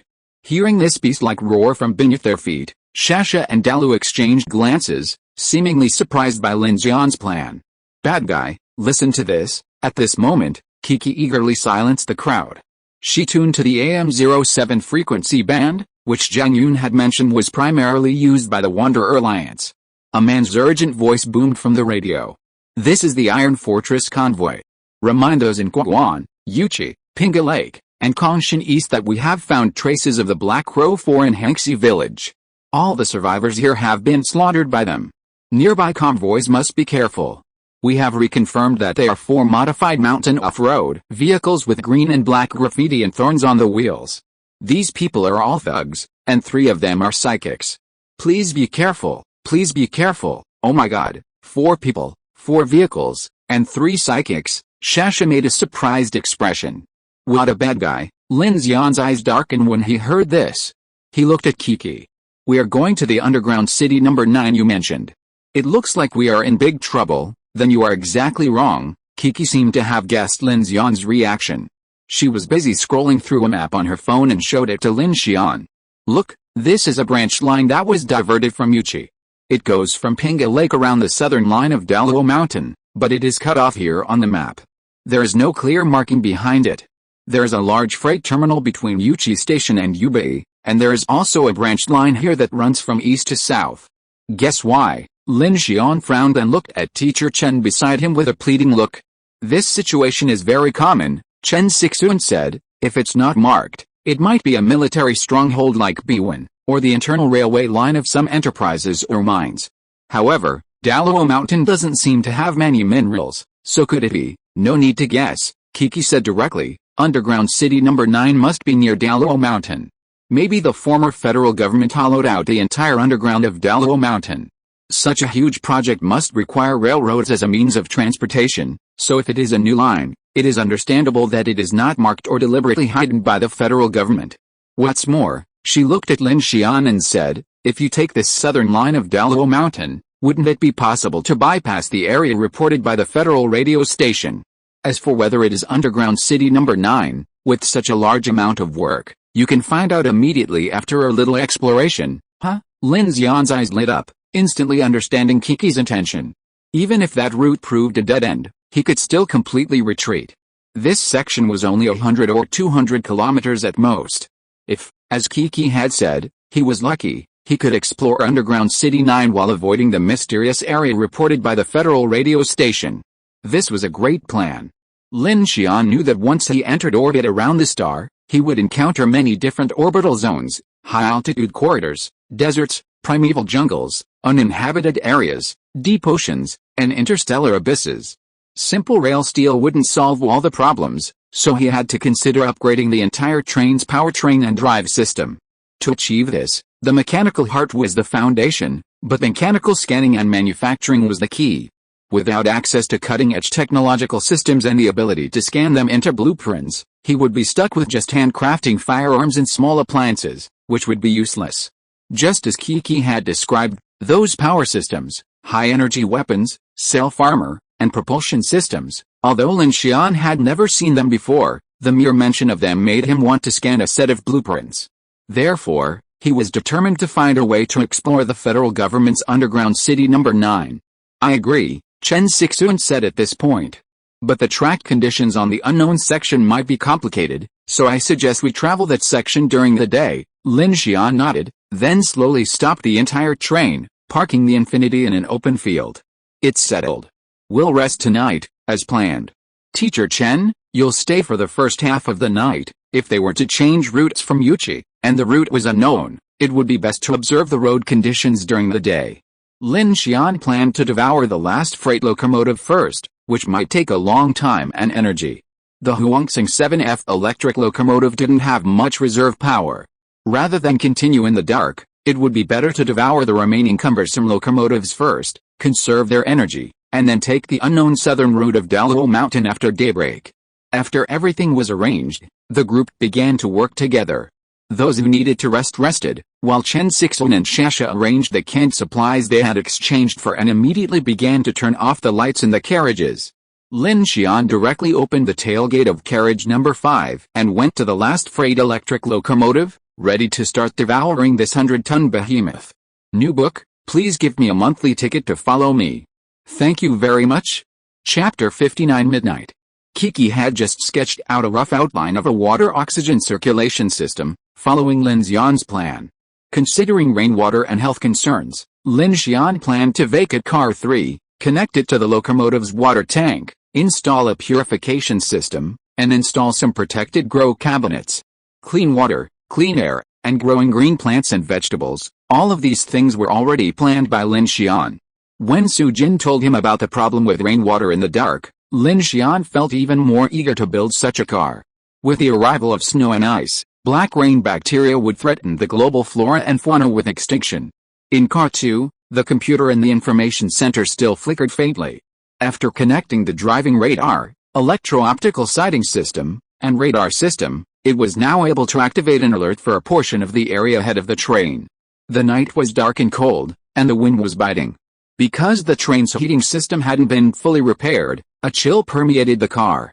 Kiki and Shasha had already rested, Chen Sixuan was on duty in the cockpit, and Lulu was on standby at the rear of Car 5. Shasha, Shasha, a soft voice called out, waking Lu Shasha from her bed. She instinctively opened her eyes, dazedly searching for the source of the voice. The lights on the train were off. She reached out a finger to lift the sunshade a little, revealing only a faint glimmer of starlight filtering through the grille armor, dimly illuminating the outlines of the objects inside. Was it an illusion? Lu Shasha thought she heard a man calling her. She glanced around, searching for Lin Xian. No one was there. She was about to withdraw her finger from the sunshade, but suddenly, a dark figure appeared outside the window. The figure's upper body was shrouded in darkness, its face unclear. Lu Shasha's fingers trembled with fear. She felt as if the shadowy figure was watching her. "Brother Lin," she asked cautiously. Her other hand clutched the quill tightly, her expression tense, a vague sense of something was wrong. If it was Lin Xian, why would he call her from outside? The surroundings were silent, except for her voice, which was particularly harsh and abrupt. She couldn't help but reach out to the bedside, wanting to pat it, hoping that Kiki below could hear. "Can you open the door for me?" the shadow whispered. "Outside, it's so cold." Creak, creak, the shadow finished speaking, and from outside came the sound of nails slowly scratching at steel plates. Soon, the sound faded, and the shadow disappeared. Lu Shasha's heartbeat quickened, sensing something was wrong. She leaned forward to investigate, but the next moment, a pale, hideous face with a bloody mouth suddenly slammed against the window. Boom! There was a loud bang, accompanied by a huge vibration of the car body, which immediately scared Lu Shasha. "Ah!" Shasha screamed, startling Kiki below. The girl frowned and jumped up, exclaiming, "What's going on? There's something outside." Lu Shasha breathed rapidly to calm her fear. Although she had experienced many terrifying things in recent days, this scene still startled her. With a swish, Kiki swung open the sunshade on carriage 2, and the lights inside came on. The two looked out the window, only to see pitch black outside, not a single shadow. "What happened to you?" At this moment, Chen Sixuan also ran over from the direction of the cockpit. "There's something outside." "I saw it." Lu Shasha's face was still terrified. Lu, who was on duty, also came over with a gun drawn. Everyone looked around but found nothing. "Where's Lin Xian?" Kiki asked. "He's still outside." Chen Sixuan's face was filled with worry. With that, she picked up the intercom, ready to inquire about Lin Xian's condition. But then, Kiki's brow furrowed. "Do you hear some noise?" A noise. Everyone looked around, then fell silent, listening intently. The night was still, the only sound outside being the cold wind whistling and rustling the treetops. But soon, the rustling grew louder, as if boiling, a clattering sound, coming from far and near. The sound seemed to come from the left, then from the right. It was like a trembling earth trembling from all directions. Sasha's face was pressed nervously against the window, the car lights swallowed by the thick black outside, only able to see a dozen meters away. As she watched and listened, her expression grew more serious. Suddenly, she saw the outlines of countless black heads surging across the field in the distance like a wave. Her pupils shrank and she cried out, "Oh no! It's a zombie tide, wow!" Before he could finish his words, a sea of howling, running, and wailing erupted from all directions like a tide. The dense, black shadows obscured the sky, with no end in sight. Lin Xian, Chen Sixuan trembled with fear at the sight, and hurriedly gripped the intercom to shout to Lin Xian outside. "Drive!" Kiki also shouted instinctively at this moment. Whoa! Boom! Boom! Boom! Boom! Boom! Boom! Boom! Boom! Boom! Boom! In the blink of an eye, countless zombies descended upon the train, parked in the darkness. Suddenly, they screamed, rammed, pounded, and scratched, their deafening roars pounding against the steel plating outside the carriage. The interior rumbled like a muffled drum, as if being pounded by a mudslide. A whoosh! The hydraulic tailgate opened, and Kiki and Dashan both stood ready, guns drawn. "Bad guys, are you out there?" Kiki yelled. Puff! Puff! Countless pneumatic blasts shattered the zombies' heads, their impact on the carriage flooring creating a roaring sound. "Don't let those beasts in," Lin Xian shouted from outside, swiftly leaping across the roofs of several cars while simultaneously driving the train forward. Destroying the freight locomotive had nearly exhausted Lin Xian's energy, leaving him drenched in cold sweat. Then, as Chen Sixuan started the locomotive, Lin Xian suddenly felt his energy return, breathed a sigh of relief, and sprinted forward with all his might. Countless zombies surged forward like a tide, a scene even more terrifying than the one inside the foggy outpost. Lin Xian was secretly terrified, wondering how such a massive zombie horde could have been unleashed. He gritted his teeth and opened the tailgate. With a thud, a swarm of zombies howled and scrambled inside. Kiki and Dasha, who had been waiting inside, immediately opened fire. Lin Xian acted decisively, blasting several zombies in front of him with 2 blasts of his air rifle. Using his increased speed, he leaped through the gap in the tailgate. The tailgate was about to close. Dasha dropped his gun and yelled, then rushed forward with a crowbar, crushing the heads of 2 zombies stuck in the tailgate. Then, with a kick, the tailgate closed completely. Building, "You and Sasha hold this, girl, follow me to the front." Lin Xian didn't pause for a moment. Running forward as soon as he landed. Once inside the train, he reactivated his mechanical heart, activating the gas turbine engine, accelerating both engines simultaneously. Buzz, bang, bang. A dense swarm of zombies at the front of the train almost completely obscured the view from the cockpit. Originally, zombies were incredibly weak against the heavy train, but now the frenzied zombies ahead were like a tsunami, constantly blocking the train's acceleration. The piercing sound of human bones and corpses being crushed and shattered echoed beneath the tracks, making one's scalp tingle. "Keep accelerating," Lin Xian shouted. Chen Sixuan gritted her teeth and pushed the driving lever with all her might. "Girl, clear the way," Kip nodded, gritted her teeth, rushed to the cockpit, and pushed forward. Buzz! An invisible shockwave roared out, instantly sending hundreds of zombies flying in front of the train. Then, a large number of zombies swarmed over again like ants. "Speed up," Chen Sixuan shouted softly. Lin Xian took the driver's seat, his eyes stern, and gritted his teeth. "Crush them." The engines of the giant Whale 03E heavy-duty gas turbine locomotive and the Huangsing 7F electric locomotive roared simultaneously, carrying tens of thousands of horsepower as they madly advanced through the zombie tide. Brothers, 4 updates today, begging for monthly votes, go. Chapter 60 Broken Tracks. Boom boom boom. The massive locomotive roared like a raging beast in the endless darkness. The iron wheels of the carriages, buffeted by the zombie tide, tilted slightly before slamming back down. Each impact with the track sent sparks flying. This cold, industrial machine was harvesting the ever-increasing zombies with a frenzied fervor. It was 6 a.m., at least 10 hours before dawn. Everyone was on high alert, watching in horror as the surging zombie horde continued to surge forward. "This is so unusual. How could there be so many?" Chen Sixuan exclaimed. Kiki frowned. "That's right, these things are going crazy." Bang, bang, bang. Even as they accelerated, the oncoming zombies continued to slam into the front of the train, leaving a trail of blood nearly covering the windshield. Lin Xian quickly activated the water jets to clear the blood. Kiki, seeing her view blocked, hurried to car number 2. With so many zombies charging at close range against the train's front, the radar couldn't detect the road ahead, so it could only use the rooftop optoelectronic sights to try to find its way. Boom, boom, boom. As the train accelerated, zombies that had climbed up continued to fall from the roof, their screams filling the air. Clang, clang. Across the vast black landscape, a crimson train roared like a beast, slashing through the horde of zombies ahead with ease.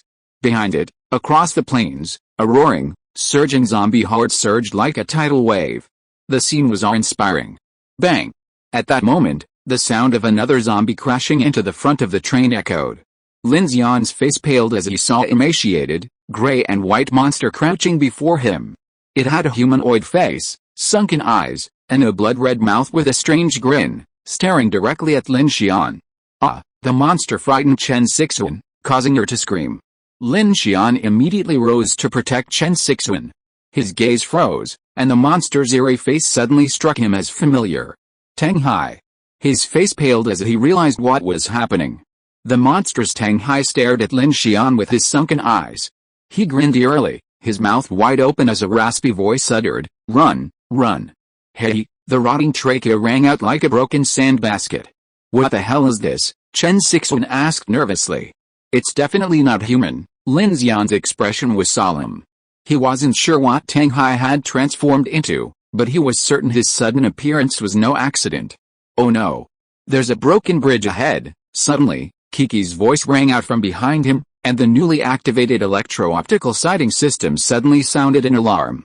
Lin Xian turned around, only to discover that Tang Hai had vanished from the front of the train.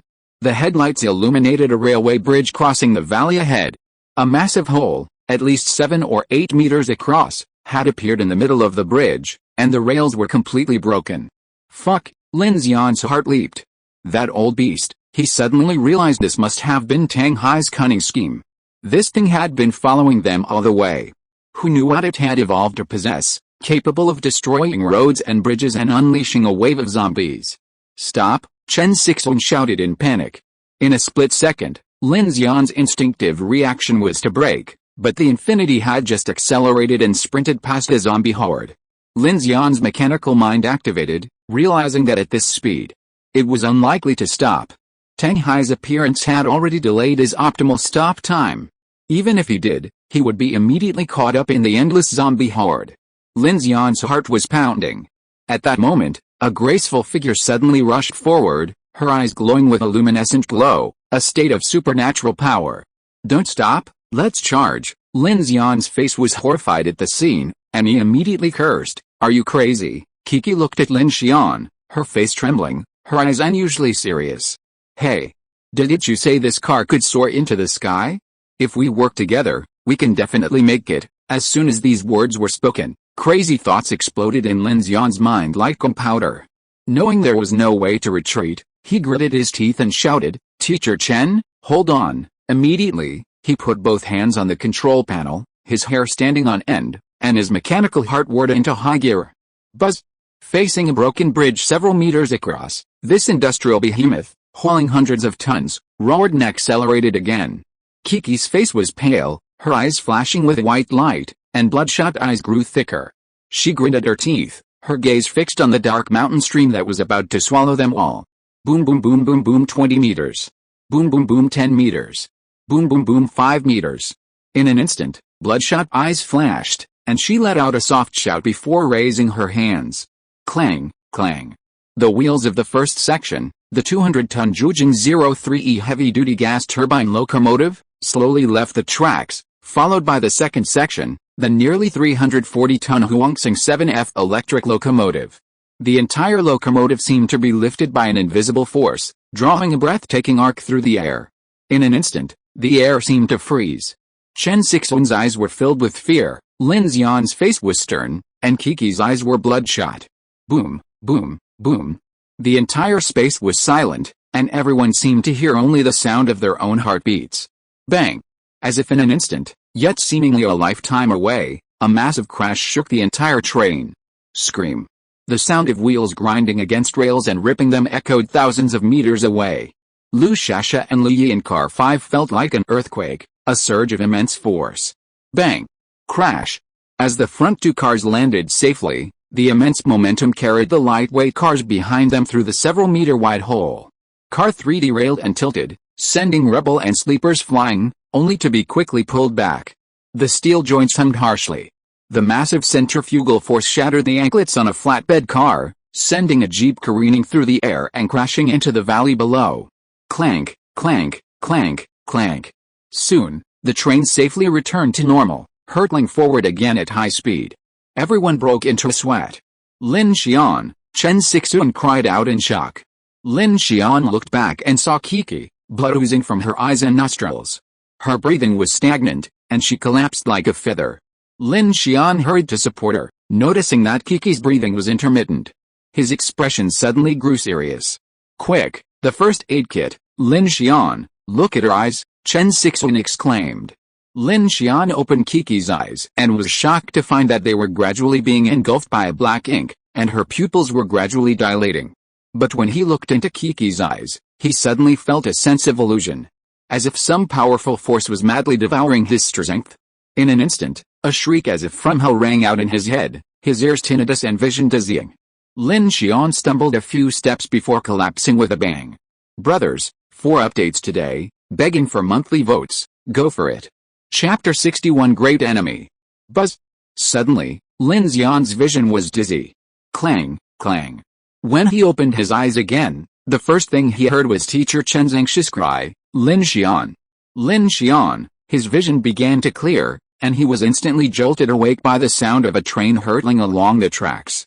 Chen Sixuan, standing nearby, paled with fear when she saw Lin Xian suddenly faint. What happened to you? Lin Xian rubbed his temples and looked at Chen Sixuan. How long have I been unconscious? Chen Sixuan said with a puzzled look. Just a moment. You just collapsed. Lin Xian hurriedly checked on Kiki on the ground and found her eyes half engulfed by the black ink. He immediately had a bad feeling. Boom. As soon as one crisis arose, Kiki's life or death was unknown. Suddenly, another violent crash echoed from the roof of a distant carriage. Lin Xian's face suddenly changed. Help me take care of her first, he said to Chen Sixuan, and then he ran straight to the back of the car. Buzz! A thought flashed through his mind, and he pulled up the blueprint for the GK03 electric knife that Kiki had given her. Then, with a wave of his hand, a massive tungsten titanium alloy type I rapidly combined and forged in midair. In the blink of an eye, a streamlined black long sword slowly took shape. Lacking several key materials, he had only improvised a prototype using tungsten titanium alloy type I. Meanwhile, he grabbed a fully loaded automatic rifle and hurried back. The handle of the knife still radiated warmth from the forging process, and Lin Xian felt a sudden jolt in his heart as he grasped it.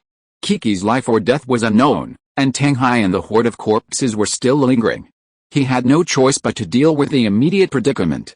He looked up and shouted to Lu and Shasha in the back car, Lu Shasha, grab your weapons.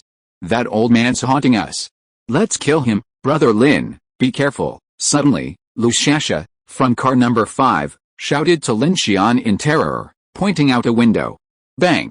As soon as the words left his mouth, a massive, grayish-white, withered claw slammed into the side of the car, shattering the window. The immense force sent Shasha flying through the air. Lu was quick-witted, dodging and catching his sister with one hand. Lin Xian was sent flying, slamming directly into a supply cabinet. As he climbed to his feet, he noticed a massive, white, humanoid figure had appeared from nowhere at the rear of the car. His pupils trembled, his face paled. He gritted his teeth. It was raining cats and dogs. Wasn't this the giant white monster they'd seen in Jiang City? How had it managed to catch them so far? Impossible. They'd already covered thousands of kilometers. How could such a thing have chased them this far? Dalu, be careful, there's another one. He reminded Dalu that there was another Tang Hai. The tide of corpses, the broken tracks, the white giant monster. The more Lin Xian thought about it, the more frightened he became. Was all this accidental, or was it a long-planned plan? If it wasn't accidental, then it was too terrible. This old beast must be eliminated immediately. There was no way to avoid it, so he had to fight. Without saying a word, Lin Xian opened the tailgate of the car. Dalu put Shasha down and also picked up a machine gun, ready to fight. Woo! Just as the tailgate was lowered, the white giant monster lying on the top of the frame suddenly hung down with its head upside down. Looking into the car with its deep and terrifying eyes, and a dark red bloody mouth slowly opened. Up, the white giant let out a high-pitched and shrill cry similar to that of a woman, which made people's eardrums hurt. And at this moment, Lin Xian and Dalu opened fire with all their guns. Da da da da da. Da da da da. A torrent of firepower poured forth in a frenzy. The steel bullets, churning with immense kinetic energy, struck the white monster's face as if they were steel, sending sparks flying, yet no damage was apparent. Instead, the bullets that struck its mouth spurted out a spray of blood. The white monster, seemingly enraged, thrust out a sinister arm and clawed at the inside of the carriage. With a clang, all the tools were tossed to pieces. The building roared, exerting force with both arms, snatching up a piece of steel and slamming it down into the white claw. The immense force deformed the entire piece. With a thud, Like a steel column piercing concrete, the steel pierced the back of the white monster's hand, piercing the carriage floor along with it. The force was astonishing. Watching this, Lin Xian felt a tingling sensation in his back teeth. He thought, this building's strength is outrageous. What if it evolves? However, with this attack, Lin Xian clearly felt a chance. He no longer felt the powerless feeling he had felt during the previous attack by the giant redbug. Just as he was about to attack, he heard a sudden scrambling sound. Lin Xian turned around and saw Tang Hai appear from nowhere, swiftly climbing up the side of the train car and onto the roof, then running towards the front. Oh no! Lin Xian's face suddenly changed. At this moment, the white giant's palm was pierced and it pulled at the steel to withdraw its hand. Cover me! Lin Xian took this opportunity to shout and quickly ran towards the rear of the car. Seeing Lin Xian trying to climb onto the roof, the building immediately reacted, raised its gun and fired again at the giant's head as it leaned down. Lin Xian nimbly jumped over the giant's arm and leaped onto the open-air rear car. Before he could turn, he heard a whistling wind. Without thinking, he backhandedly threw an ice shield and leaped towards the back of the jeep. Bang! The white giant's swung arm instantly shattered the ice shield in the front of the jeep. Its anklet snapped, and the jeep was half hanging on the edge of the car. Moments later, it was smashed into pieces by a roadside power pylon and fell to the side of the road. Damn it! Lin Xian cursed inwardly as he stood on the empty flatbed car at the back. The two jeeps he had so hard to capture were gone, without even a chance to devour them. Building, hold it back for me. I'll chase Tang Hai, Lin Xian shouted into the wind. The white giant hung upside down on car number 5, while Tang Hai had already charged towards the front of the car ahead. Alright, Building rushed out without a word, gun in hand, and with a roll, dodged the strange white claws overhead. Da-da-da. Reloading the magazine, Building fired wildly at the giant's mouth and eyes. Lin Xian took this opportunity to sprint forward, simultaneously unleashing his new skill, Rewind Flash. This was a brand new skill he'd gained from devouring the Iron Guard III military assault armor. He hadn't even had time to try it out, but he'd never expected to use it for the first time in such a critical moment. Suddenly, Lin Xian transformed into a grayish-white afterimage. Holding the GK-03 electric knife, crafted from tungsten titanium alloy type I, he charged forward and launched a flash. A crackling sound, like a sonic boom, echoed. The white giant's claws, aimed at Lin Xian, only swiped a shadow. The next moment, a swoosh. A vertical hole appeared in its palm, and flesh and blood exploded, splattering everywhere. Lin Xian had already dodged behind the giant, hidden in the aura, slashing with a blade. Using this move for the first time, Lin Xian was filled with shock. Although it consumed a considerable amount of energy, the destructive power was far more terrifying than he'd imagined. Remember, back in Jiang City, he'd slashed at the monster's fingers with a dagger, barely breaking the skin. Now, not only did he have new skills and weapons, but his strength had also increased dramatically, allowing him to finally break through its defenses. This instantly gave Lin Xian a surge of confidence. The building below watched in amazement as Lin Xian's body pierced through like a cannonball. Without waiting for a moment to react, the giant monster roared wildly, ripping through the steel inside the carriage. Freeing its hands, it turned and began to chase after Lin Xian, who had just attacked it. Its massive bulk pressed against the carriages, creating a dull, hollow sound. The wheels of carriage number 5 collided violently with the rails, sending sparks flying. Brother, at this moment, Sasha, now in an empty carriage, finally had a chance to run out. She pulled out a steel pipe and tossed it to Lu Yi. The two worked in perfect harmony. Lu Yi caught the pipe, gathering strength in his hand, veins throbbing throughout his body. He unleashed a powerful, piercing blow at the spinning white monster, unleashing it with all his might. A sharp, piercing sound echoed through the wind. The white monster also sensed some danger. Clearly possessing some intelligence, it knew that both Lin Xian and the building could directly harm it. Sensing the building's movements, it immediately stopped chasing Lin Xian, spun around, and clenched its long, withered claws. Bang! It unexpectedly grabbed the scorching steel pipe, sending sparks flying. New book? Please read and vote.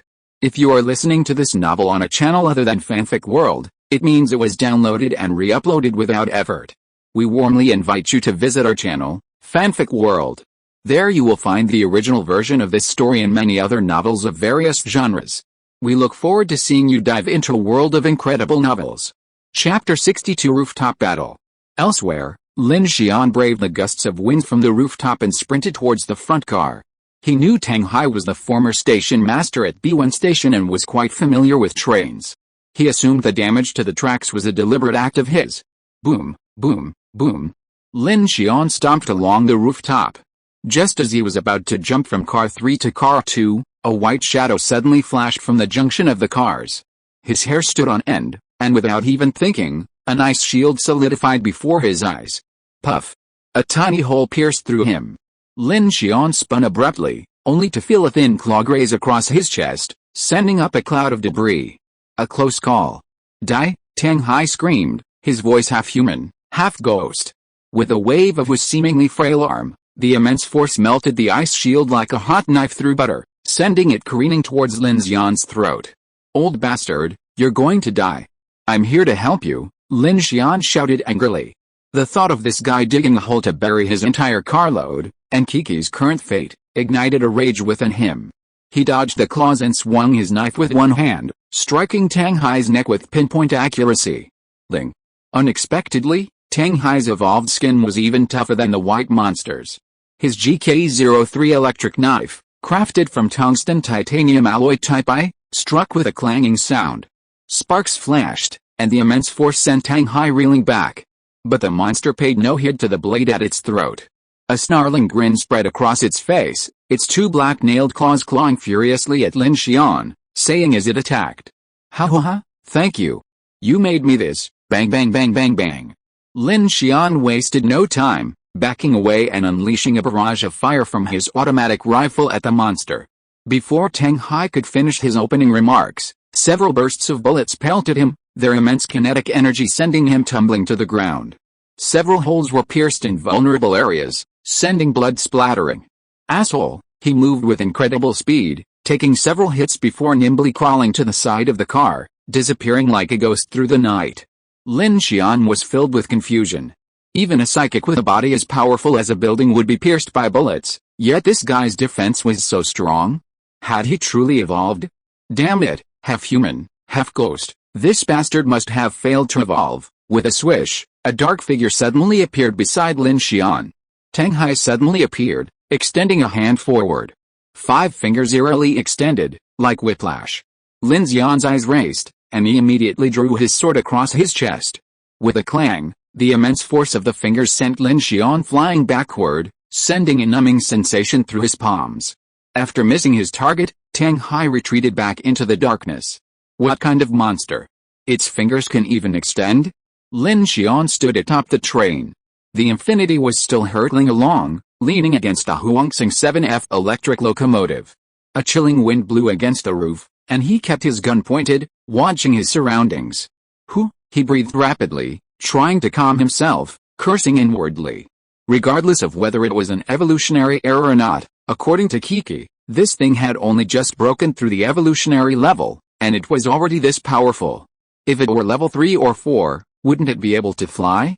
Tang Hai had been practically half human, half corpse, his body covered in grayish-white crust, with a few wisps of degenerate hair on his head. He looked like Gollum from Lord of the Rings, a truly bizarre sight. Whoosh! Another piercing sound echoed through the air.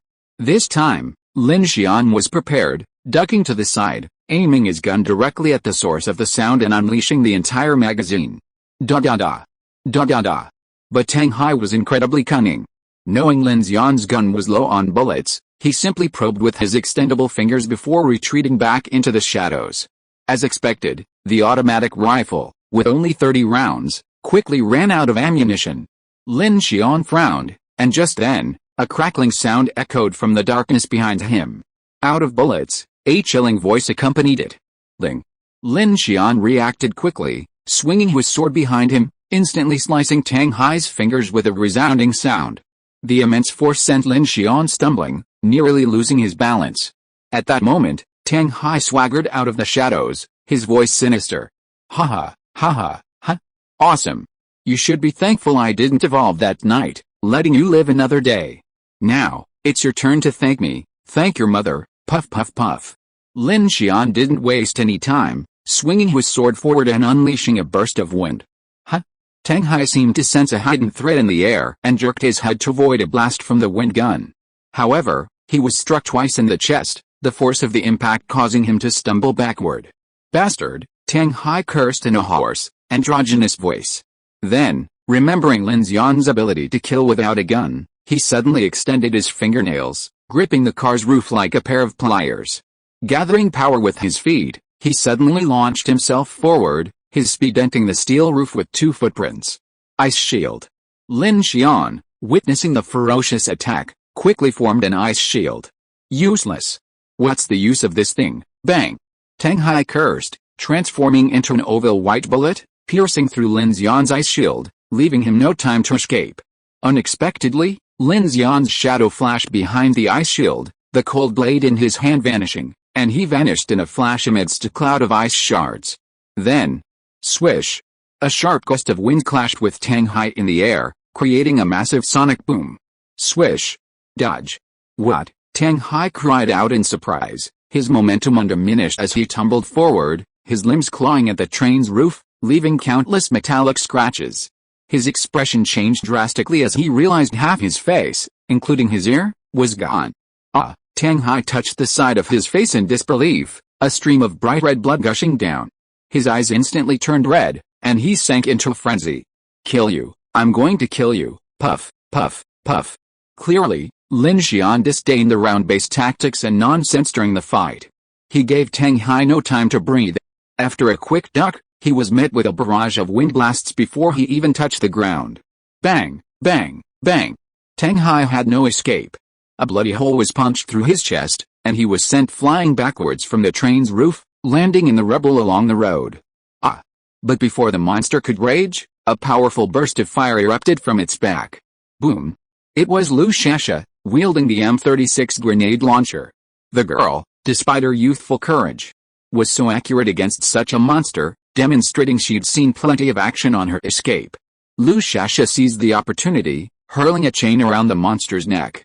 He then prepared to throw the other end directly onto the tracks, hoping to rip the neck apart with the immense momentum of the multi-hundred-ton train at high speed.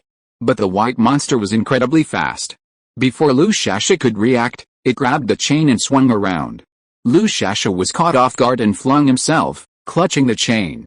He was about to fall off the train, but he gritted his teeth, grasped the chain tightly with one hand, and used the momentum of the swing to swivel halfway through the air, landing directly on the roof of car 5. "Brother, be careful," Lin Xian heard a thud overhead and shouted with concern. Then he heard footsteps coming from above, and knowing that his brother had not been thrown out, he quickly reloaded the bullet and prepared to fire again. The white giant pulled off the chain around his neck, and when he heard the sound of Lin Xian reloading, he did not dodge, but rushed directly towards car number 5 again. Bang! This time, the gun was fired at close range, and the huge shock wave of the howitzer directly knocked the small figure of Lin Xian away. The howitzer exploded on the giant's feet, causing its lower body to be stuck at the connection of the flatbed truck. The upper body climbed onto the roof of the car, and it could only raise its long claws and slap down at the building. Bang! With another loud bang, the air conditioning system on the roof of car number 5 instantly exploded and sank. Please read the new book and give me your monthly votes. Chapter 63 Combo? Lin Xian watched the white monster wreak havoc in carriage 5. The battle was intense, and his expression grew increasingly solemn. Meanwhile, in the darkness and the distance, the zombie horde continued its roaring, surging tide. If the infinity were to stop, they would be trapped by the zombies again in a matter of minutes. Just as he observed the white monster, another white shadow swiftly swerved past the side of the train. Lin Xian's expression darkened, and he swung his sword to his side. Clang!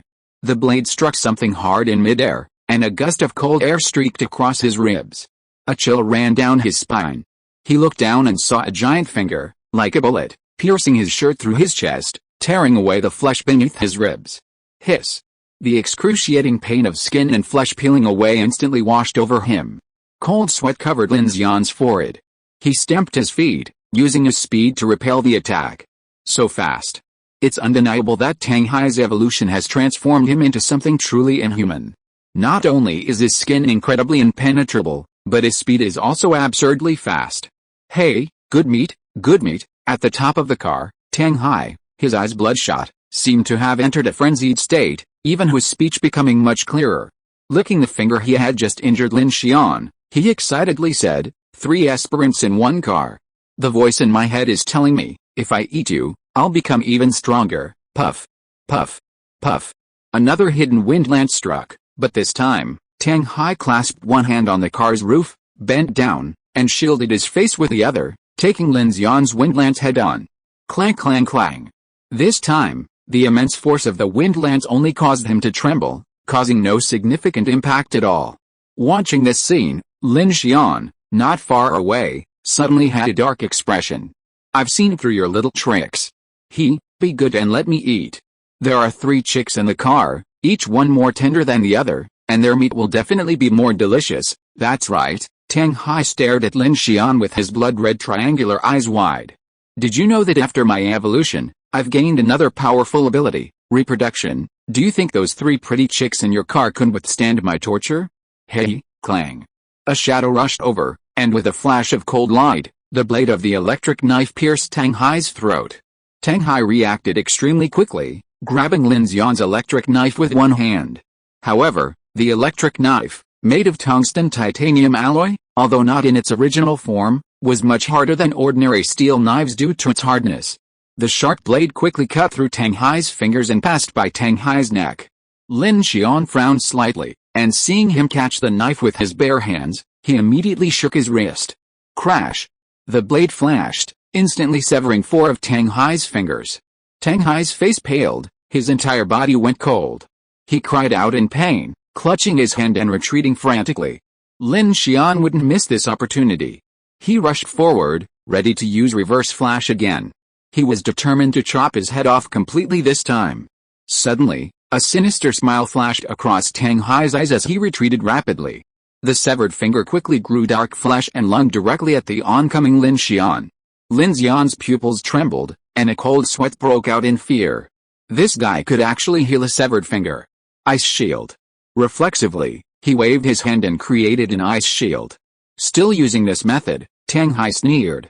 Lin Xian's defense was simply too weak for him. Unexpectedly, his full-strength 5-claw thrust faltered as it pierced the ice shield, as if hitting a steel plate. Clang. Behind Lin Xian's ice shield, a thick, shield-shaped steel plate suddenly appeared. Mechanically constructed. Boom. 4 fingers pierced the ice and pierced the iron plate, crashing down upon Lin Xian with immense force. Lin Xian was unable to evade the impact, and although he parried the sudden attack, the steel plate struck him head-on, sending him careening out of the train. Clang. Clang. The cold wind whistled in his ears, and as the train raced along, Lin Xian, quick-witted and quick-handed, reached out and grabbed the gap in the side armor plating, stopping his fall. Bang! At that moment, a loud noise echoed in the distance. Lin Xian glanced over and saw the building, blown away by the white monster, also falling towards the outside of the train. Building, Lin Xian shouted. Instantly, Tang Hai glanced at Lin Xian's distraction and smiled grimly. His face suddenly became incredibly ferocious, and a powerful surge of blood and energy erupted from his body. He burst forth from the spot, extending his 5-clawed fingers and snarling, "Asshole, you still care about others." A dangerous aura washed over him. Lin Xian, still half dangling from the edge of the carriage, acted decisively.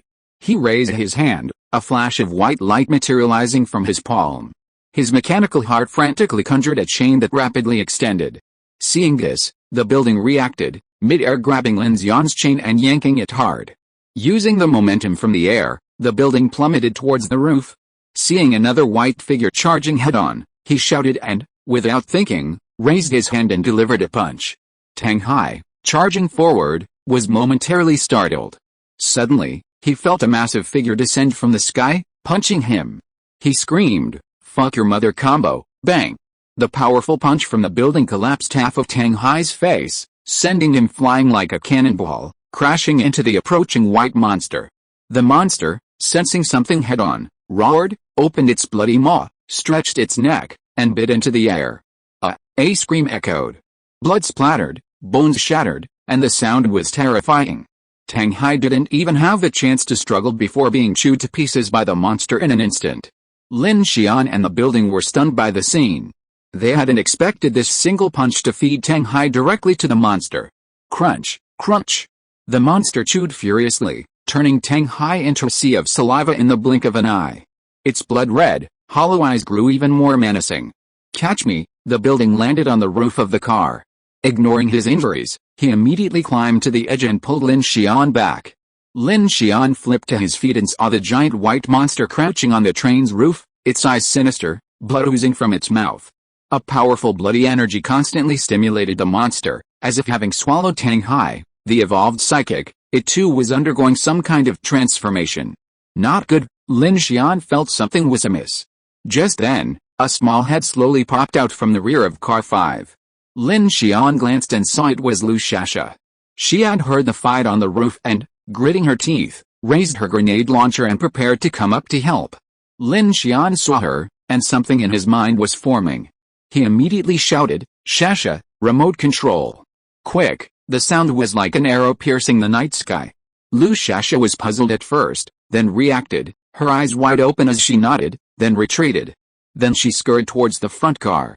She didn't know what a remote control was, but she knew someone did. Plop, plop.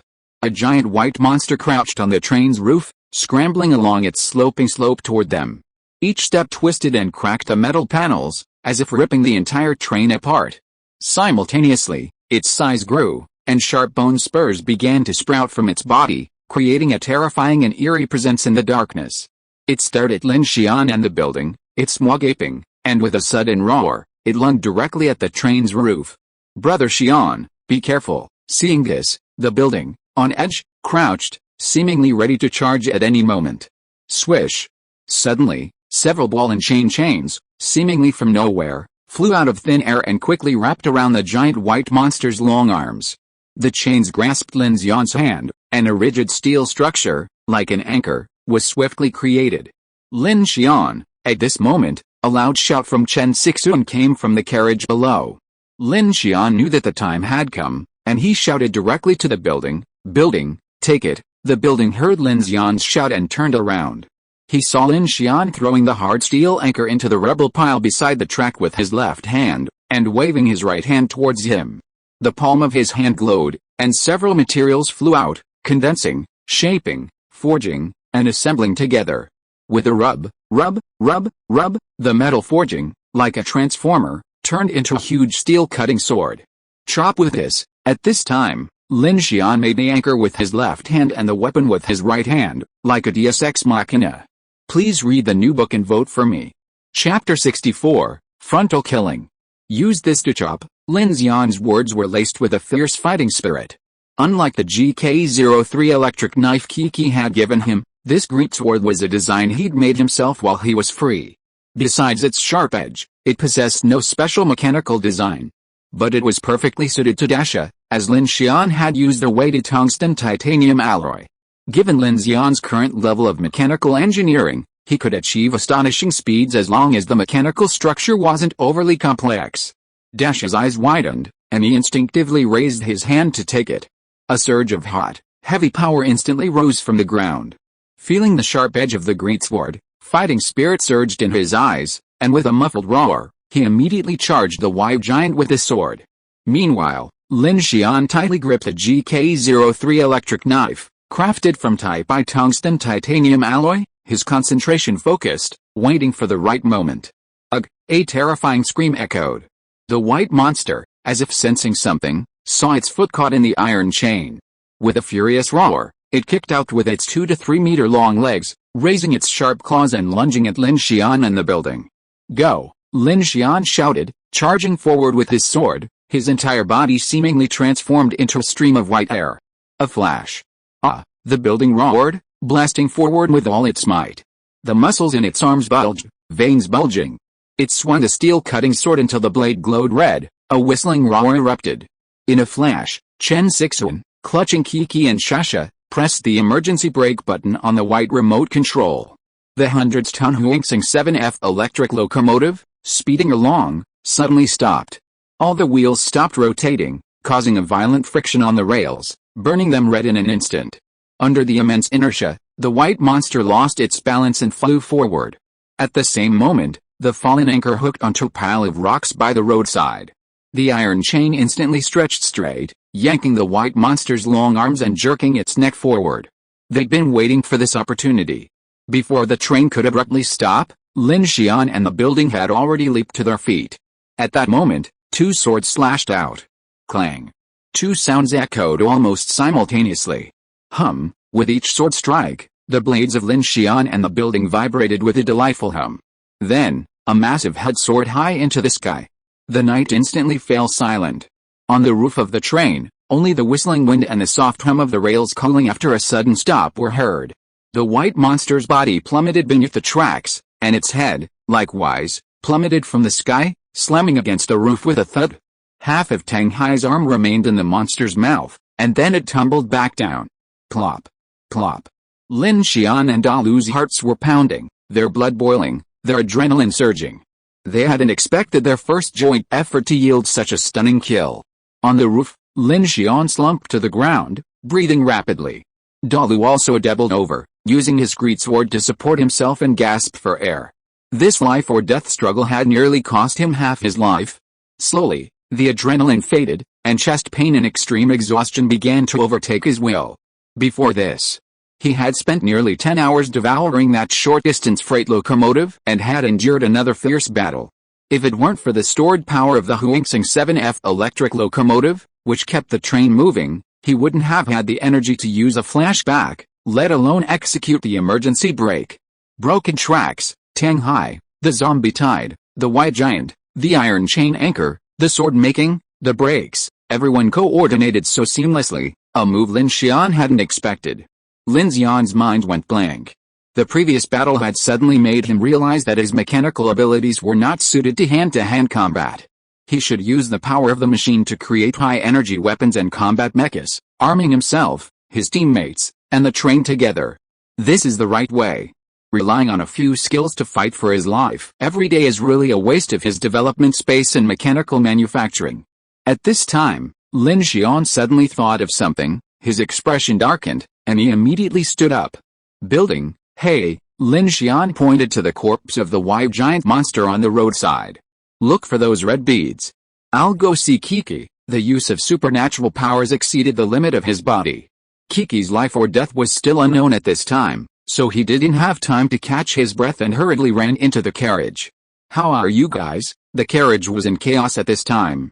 Jumping over broken tracks, derailment, fighting with a giant monster, several carriages were in a mess. Lin Xian didn't care about these things and quickly ran towards the direction of carriage number 1. We're fine. Sister Kiki, Shasha's face was filled with panic. Lin Xian looked up. Chen Sixuan was helplessly wiping the blood from Kiki's face. She looked at him anxiously and asked, she keeps bleeding, and her heartbeat is getting weaker and weaker. What should we do? Lin Xian's face darkened. He walked over to check. Kiki's face was pale and blood-stained, looking utterly miserable. She must have overused her superpowers. Lin Xian frowned. This situation was completely beyond his comprehension. Shasha, has your brother ever been like this before? Lu Shasha shook her head, then pulled out one of her medicine boxes and showed it to Lin Xian. No, I have some medicine here, inside, a collection of colorful capsules, collected from who knows where, without even a name, made Lin Xian frown. The box of antibiotics he'd exchanged at the mutual aid campfire was of no use in this situation. Right, Lin Xian. Chen Sixuan felt Kiki's life draining away, her face etched with panic. That superpower? Aren't you talking about that red bead? She stuttered nervously. Lin Xian's pupils constricted upon hearing that. You mean that strange blood essence? Yes, Chen Sixuan's lips were dry, and she asked in panic, do you think it'll be of any use? Lin Xian immediately understood Chen Sixuan's thoughts, and it resonated with him. If there was anything on this train that could help with superpowers, it was that one. Building, Lin Xian stood up and quickly opened the sunshade, only to see Building, sword in hand and flashlight in hand, searching the corpse of the white giant. Sasha reacted and rushed outside. I'll help. Too late, Chen Sixuan exclaimed, reaching out to Kiki's nose, only to find she was completely dead. Lin Xian acted decisively, running over to remove the strange blood essence from the radio and taking it away. But now, he was stumped. How was he supposed to use this thing? A crystal-like bead, Was he supposed to swallow it? Whatever, Lin Xian's mind snapped, no time for hesitation. He immediately grasped Kiki's mouth and tried to force her to swallow the strange blood essence. But as soon as he placed it in her mouth, something strange happened. A crimson blood mist suddenly erupted, instantly pouring down Kiki's throat and into her nasal cavity. Watching this, Lin Xian and Chen Sixuan were startled. They stared intently at Kiki lying on the ground, and the air seemed to quiet. The next moment, a distinct gasp was heard, and Kiki, still unconscious, suddenly took a sharp breath, the dark shadow in her eyes seeming to recede slightly. Lin Xian, it works, Teacher Chen shouted excitedly, his eyes filled with panic and excitement. Seeing this, Lin Xian quickly checked and found that Kiki had regained his weak breathing, and he breathed a sigh of relief. He raised his hand to check his trembling arm, his heart pounding. Successful devouring, mechanical source points plus 300, mechanical devouring skill proficiency plus 150, bonus, strength 20, speed 5, defense 20. After successfully devouring a freight electric locomotive, Lin Xian received his greatest stat boost ever. Although it was only a short-distance freight locomotive, it still weighed over 100 tons. This devouring had truly come at a great cost. The locomotive has gained so much strength and defense. It's truly a tough, powerful creature, not bad. Killing Tang Hai and that white giant monster actually boosted its stats so much. Mechanical manufacturing has also been upgraded. Congratulations, mechanical manufacturing has reached level 2. This greatly increased the speed of his mechanical manufacturing using materials from the decomposed space. Firearms would be slightly more complicated, but the only problem was the lack of gunpowder-related materials, so he couldn't produce bullets at the moment, which was a bit of a hassle. Unless he wanted to build weapons like electromagnetic cannons, he didn't have the blueprints yet. However, after this battle, he felt he could prepare some simple, useful mechanical components for emergency use. For example, grappling hooks, shields, ground spikes, and so on. These things were simple to make and could prove incredibly useful in a critical moment. Lin Xian opened the light curtain of the mechanical heart and was somewhat surprised. Current mechanical heart level LV, 2, 420/1000. Tip, upgrading the mechanical heart can obtain special skill rewards. When the mechanical heart reaches LV3, LV6, and LV9, the mystical awakening can be obtained. Strength level 2, 73%, burst 200 kilograms, speed level 1, 89%, limit 10 meters per second, defense level 1, 71%, tough bones and tough skin, mechanical awakening, not awakened mechanical devouring. 2, 478/500, improves devouring efficiency mechanical manufacturing. 2, 30/500, improves construction efficiency mechanical passive, scan repair decomposition, special skills, wind cannon, normal, level 2 78%, ice shield, normal, level 1 69%, flashback, rare, level 1 30%. So much defense has been added this time. Lin Xian was secretly shocked. It turned out that his mechanical heart was too human. Tang Hai and the white giant both had extremely hard skin, but after he killed them, their defense was greatly improved, and the progress even exceeded their speed. Lin Xian, Teacher Chen's voice rang out, a hint of concern. She's still unaware. What should we do? Wait a moment, Lin Xian stood up. That guy out there must have more of these red beads on him. Find them and try them on her.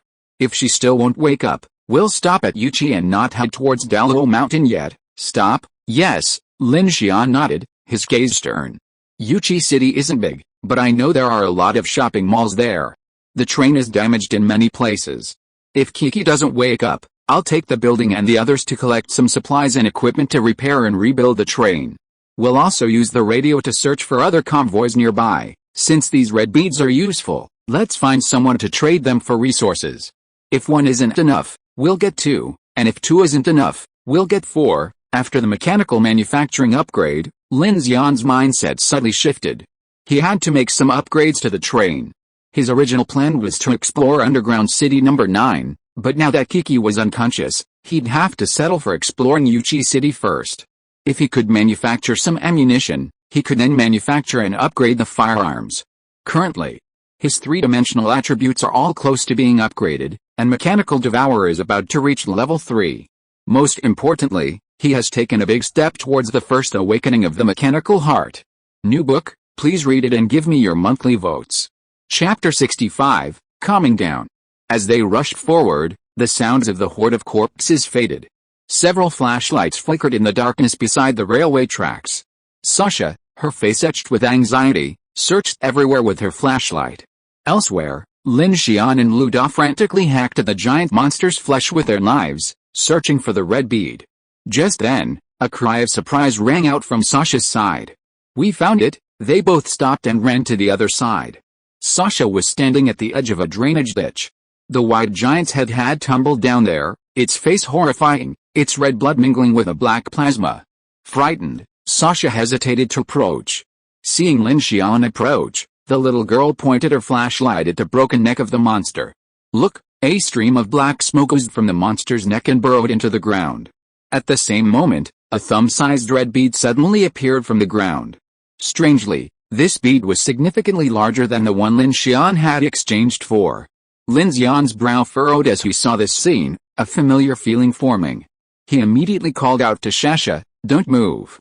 I'll do it." He slowly approached, and sure enough, as he neared the black energy, a rustling sound began to fill his ears.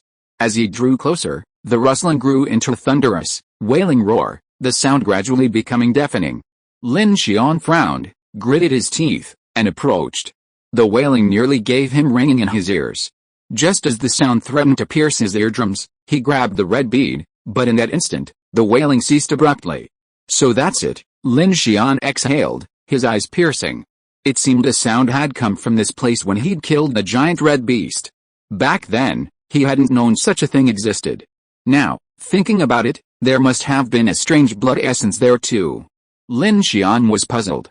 This thing actually comes in different sizes. Without giving it much thought, he immediately took the large, strange blood essence and got into the car, placing it against Kiki's mouth and nose again. This time, the red crystal shattered before it could even touch it, and a thick red mist burst out, rushing into Kiki's nose and eyes. "Wow, this," Sasha marveled. Within a moment, Kiki's face had regained some color, and her breathing had evened out. Lin Xian flipped Kiki's eyes open and saw the black ink in them rapidly fading. Although they didn't know what had happened, it seemed to be working. Seeing this, everyone breathed a sigh of relief. "How come there are so many zombies and that monster?" Chen Sixuan frowned. "Did we shake that thing off in Jiang City? I'm not sure yet." Lin Xian looked up at the air conditioner. "Looks like we need to add a layer of protection on the roof, too." He and Lu had just gotten off the train to inspect the situation. They found that while Car 5 was messed up and the roof had some dents, the armor on both sides of the Infinity was intact. That tsunami-like zombie tide hadn't been able to break through the armored vehicle. Lin now wondered if the train had some kind of reaction device on the outside, with comprehensive protection on the roof and wheels, and a sharp ice-breaking shield on the front, then they could easily make their way through even the most surging zombie tide. "Teacher Chen, what time will dawn tomorrow?" Lin Xian asked. "I estimate it should be between 2:40 p.m. and 3:10 p.m. Okay." Lin Xian looked at the comatose Kiki. "We still have plenty of time. Let's drive to Yuchi Station and stop there. We'll first rearm the train and upgrade its protection, and then go into Yuchi City to search for some supplies." "Supplies are not the main issue." Lin Xian took out a map and said, "Yuchi City is not big. Our main target this time is here, Electrical Equipment City and the city's power transformer station." Transformer station? Sasha was surprised. "Why are we going there?" "Get some transformers and capacitors. If there are suitable ones, I'll drive back an extra car," Lin Xian said. "We got more than 1,000 liters of gasoline from the outpost. We'll bring 2 barrels on the car. If there are suitable cars, we'll split into 2 groups and load the car and goods directly onto the flatbed trailer when we come back. This saves time." After completing the upgrade and preparation, he wanted to do a big collection. He would bring back as many electrical and mechanical items as he could. On the one hand, it was to collect materials, and on the other hand, he would be more flexible in swallowing these more scattered things, and it wouldn't take him several hours. If they encountered problems along the way, they could stop at any time and use the locomotive as rations to upgrade. However, after experiencing the benefits of that locomotive, Lin Xian became more daring. If he encountered it again, as long as the load could withstand it, he would drag it back onto the road, devouring it as it moved along the track, upgrading at a lightning speed.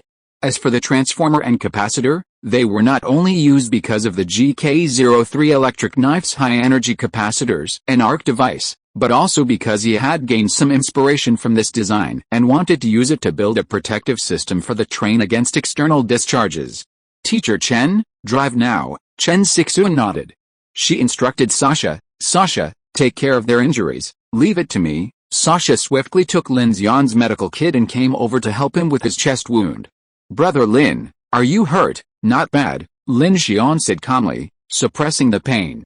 Oh, Sasha said, then poured iodine on the wound on Lin Xian's chest. Hiss. Clang, clang, clang. The infinity let out a dull, steely whine as its wheels began to roll once more. Before dawn, Lin Xian opened the tailgate of car number 5. Though it was night, the scenery outside was already blanketed in a blanket of white snow. The freezing temperatures and the blanket of whiteness added to the desolate, post-apocalyptic feeling. He looked at the flatbed trailers behind him. 2 military jeeps had been damaged in the battle, leaving only an off-road vehicle and the armored vehicle from the Black Dragon convoy. Never mind, he thought, the flatbed trailers probably won't be of much use. They're just a bunch of metal lumps. I might as well use them to carry more stuff, as open-air shipping platforms, so I can devour them while I'm running. With this thought, Lin Xian's view of the flatbed trailers suddenly became more appealing. After his mechanical heart had been upgraded to level 2 and gained the ability to disassemble, his mechanical capabilities had greatly expanded. However, he still felt 2 limitations. The first was that it could only store materials acquired through devouring, such as various types of steel and plastic. The variety was vast and complex, and there was no specific focus.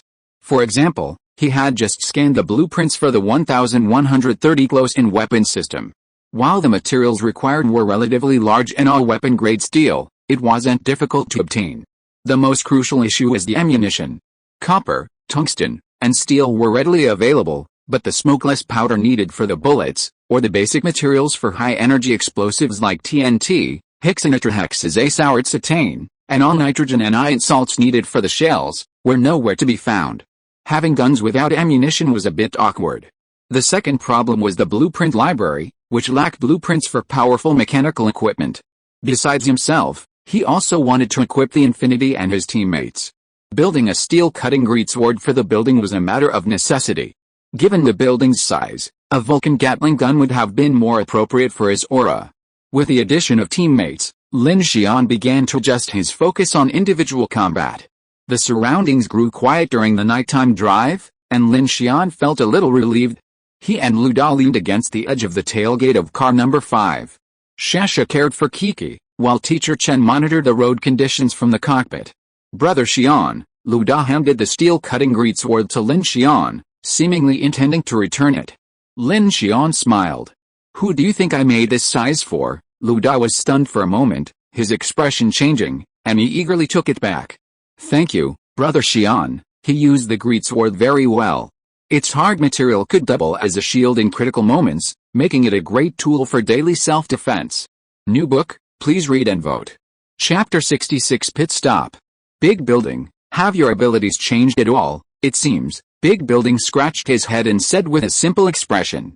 I feel a little stronger, and my spirits are higher. Lin Xian looked puzzled. When? On the car roof? No. When I was hacking at the monster's corpse looking for the beads, I felt like I absorbed a very fishy blood energy. Lin Xian frowned at this. Blood energy? Both Kiki and Zhang Yun had said before that those with monstrous multiplication abilities could directly absorb the flesh and blood of other psychics or strange entities to gain strength. And after the death of the white monster and the red worm, black smoke emerged, forming a strange blood essence. It seemed that both he and psychics like Big Building could gain a certain degree of improvement by absorbing this black energy. He even recalled that the white giant monster had also undergone rapid changes after devouring Tang Hai. If Lin Xian was right, Tang Hai was already an evolutionary psychic. When weird things eat humans, they become stronger. And when humans eat weird things, they become stronger too. Lin Xian's eyes blazed. That sounds ridiculous, but it also seems fair. The most troubling issue at the moment was still the path to evolution. Tang Hai, a source-level Esper, had barely displayed any combat prowess early on, but after evolving, he'd become significantly stronger. However, looking at his half-human, half-ghost appearance, he felt it was likely what Kiki had described as a failed evolution. Dalu, did you and your siblings start fleeing after the first polar night? His mind was a blur. Lin Xian took a deep breath, then dismissed the thought and chatted with Dalu. Dalu shook his head. After polar night arrived, our parents died, so we fled. A pickup truck began to travel the world. Dalu was an esper. His younger sister, Sasha, was young but mature and courageous. The two siblings worked well together, managing to escape from several cities of the living dead. About an hour later, the Infinity slowly pulled into Yuchi Station, a small station with only a small waiting hall. A freight train was parked on a branch line within the platform. Lin Xian looked over and said, Dalu and I will go down and investigate. You and Sasha stay on the train. Lin Xian had already built a dangling value detector based on the blueprints Zhang Yun had scanned. However, lacking the strange blood essence, he would have to rely on manual labor and radar to detect danger. The cockpit door opened, and Lin Xian and Dalu, one in front and one behind, exited the train, guns drawn. With flashlights on their left and right, they searched the freight train blocking the road and discovered it was just a mining car, without a locomotive. The old carriages were empty, devoid of anything useful. Just in time, Lin Xian thought, looking at the massive, 20-plus carriage structure. He was just beginning to worry about the lack of steel needed to upgrade the roof armor. And then there was the ready-made steel building. Lin Xian pointed to the zombies roaming around the platform. Clean it up, okay? Building nodded. It was nighttime, so to avoid trouble, he skipped his gun and leaped onto the platform with his greatsword. 10 minutes later, the entire Yuchi platform was completely silent. The noise will definitely get louder. Lin Xian climbed onto Car 5, dragged down the welding machine and crane, and completed the repairs. He then began precasting the armored roof from high manganese steel, tailored to the vehicle's dimensions. Unlike the side armor, which was forged from high-hardened tungsten steel, the roof was to be completely sealed, with the exception of the exhaust vents at the rear. Therefore, high manganese steel was used. This type of steel possesses excellent toughness and impact absorption, maintaining its integrity and performance even in extremely harsh environments, such as high-impact loads and severe wear. The armored roof wasn't a random blueprint, it was inspired by the contoured, streamlined armor plate structure of the heavy TFV-600 double-barrel tank. This armor plate has a double layer of cushioning, connected to the side panels on both sides. Under heavy pressure, it can directly transfer kinetic energy downward to the vehicle body and release it onto the tracks. This greatly prevents the roof from being dented by the white monster, damaging the air conditioning system. The only difference is that Lin Xian has enlarged the design of this armor plate, creating a massive roof structure measuring 3 meters by 6 meters based on the dimensions of the Infinity train. Each piece weighs at least 2 tons, and fortunately, it doesn't use rolled tungsten steel, otherwise it would be even heavier. With the materials Lin Xian currently has in his decomposition space, it's far from enough to cover all 7 of the Infinity train cars. Each passenger car requires at least 4 panels, the electric locomotive requires 10 panels, and the gas locomotive requires 6 panels. This requires the manufacture of 36 massive armored roof panels. Lin Xian's mechanical manufacturing level has increased, and while the production of this simple armor plate is extremely fast, it is still extremely stamina-intensive, requiring at least 10 minutes per panel. Furthermore, if materials are insufficient, he will need to stop manufacturing and devour the freight cars to obtain materials. Because the armored vehicle's roof was too heavy, Lin Xian and Dasha worked directly on it, with Lin Xian providing the roof and Dasha helping with welding and assembly. Meanwhile, Lin Xian, using his mechanical repair abilities, repaired the damaged air conditioning systems on cars 5 and 2, then began fabricating the armored roof piece by piece. Meanwhile, Chen Sixuan and Sasha, using the water tank spray system and pulling out hoses, began washing the bloody corpses from the sides and front of the Infinity train. After the thousands of corpses rushed out, the entire front and sides of the train were practically covered in blood. Even with a flashlight, a terrifying infernal aura could be seen. The 2 women, wearing gas masks, stood on either side and began spraying. The water in the water tanks consisted of unpurified rainwater and snow, not connected to the train's internal circulation system. Because it was used to circulate cooling water for the locomotive engines, the water in the tanks remained frozen. After Lin Xian finished building the armor, he and his men went to Yuchi City to scavenge. He needed a large amount of basic materials like plastic, glass, and fiber to make the water purifier. Cars 5 and 2 also lacked a number of daily necessities. Brother Lin, Shasha said in a muffled voice, wearing a gas mask and holding a water hose as she washed the wheels on the tracks. There's a lot of bones and rocks stuck in the wheels, clean them out first. Lin Xian's face was sweating, building the armored roof was exhausting him. He said, let's finish the roof first. When we return from the city after daybreak, I'll install wheel wing guards on the sides. Lin Xian, Teacher Chen said from the other side, in cases like derailment, we can use the horizon gate. If you're installing wheel wing guards, it's best to keep them clear of the ground. I understand, Lin Xian nodded. The wheel wing guards are relatively thin and lightweight, primarily used to protect the wheels. The horizon gate is used to cling to the track during high-speed sprints. This system is only present in the front of the train. Cars 1-5 are too old to have it, leaving them at risk of derailment. Actually, derailment is a minor concern for the team right now. The main concern is broken tracks. Lin Xian can repair them in non-urgent situations, but the real concern is a full-speed sprint like last night. Please read my new book and give me your monthly votes. Chapter 67 Lunch. Bang! Bang! Late at night on the Yushan station platform, a heavy train was being armored under a few bright lights. Lin Xian took a break after welding each car's armored roof. Polar night was at least 3 days away, and once they had left Yuchi and crossed Daluo Mountain, they were practically entering the territory of Yubei. After several days of running, the team had temporarily gained a safe distance.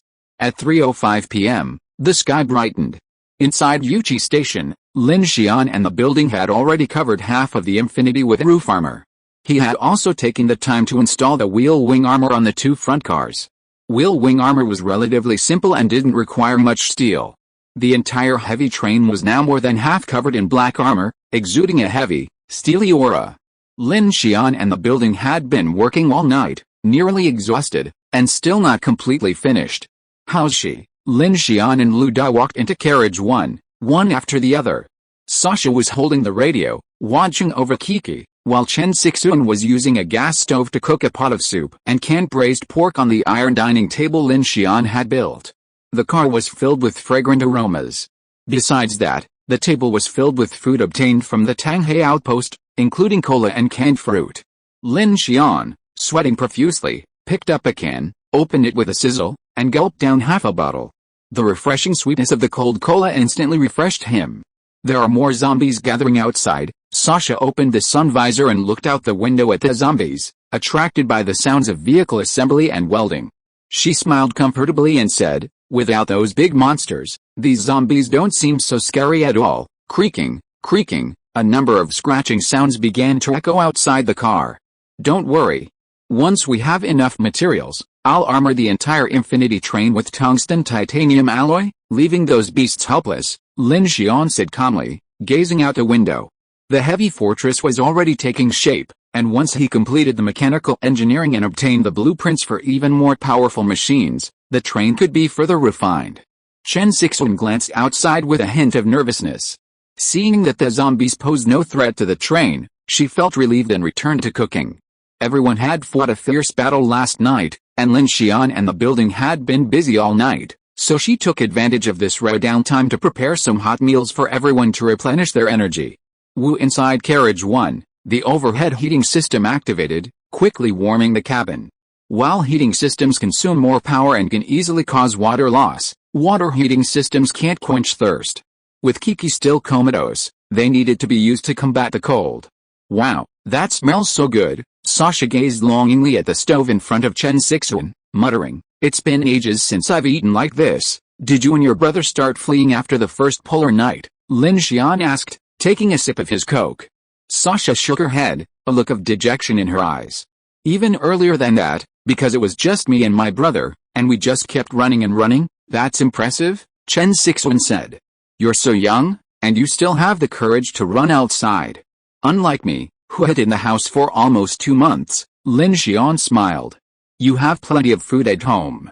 Which kept you going that long? You're making fun of me again, because a lot of people brought me food in the beginning. She glanced at Lin Xian, then went back to stirring the meat in the pot with her spoon.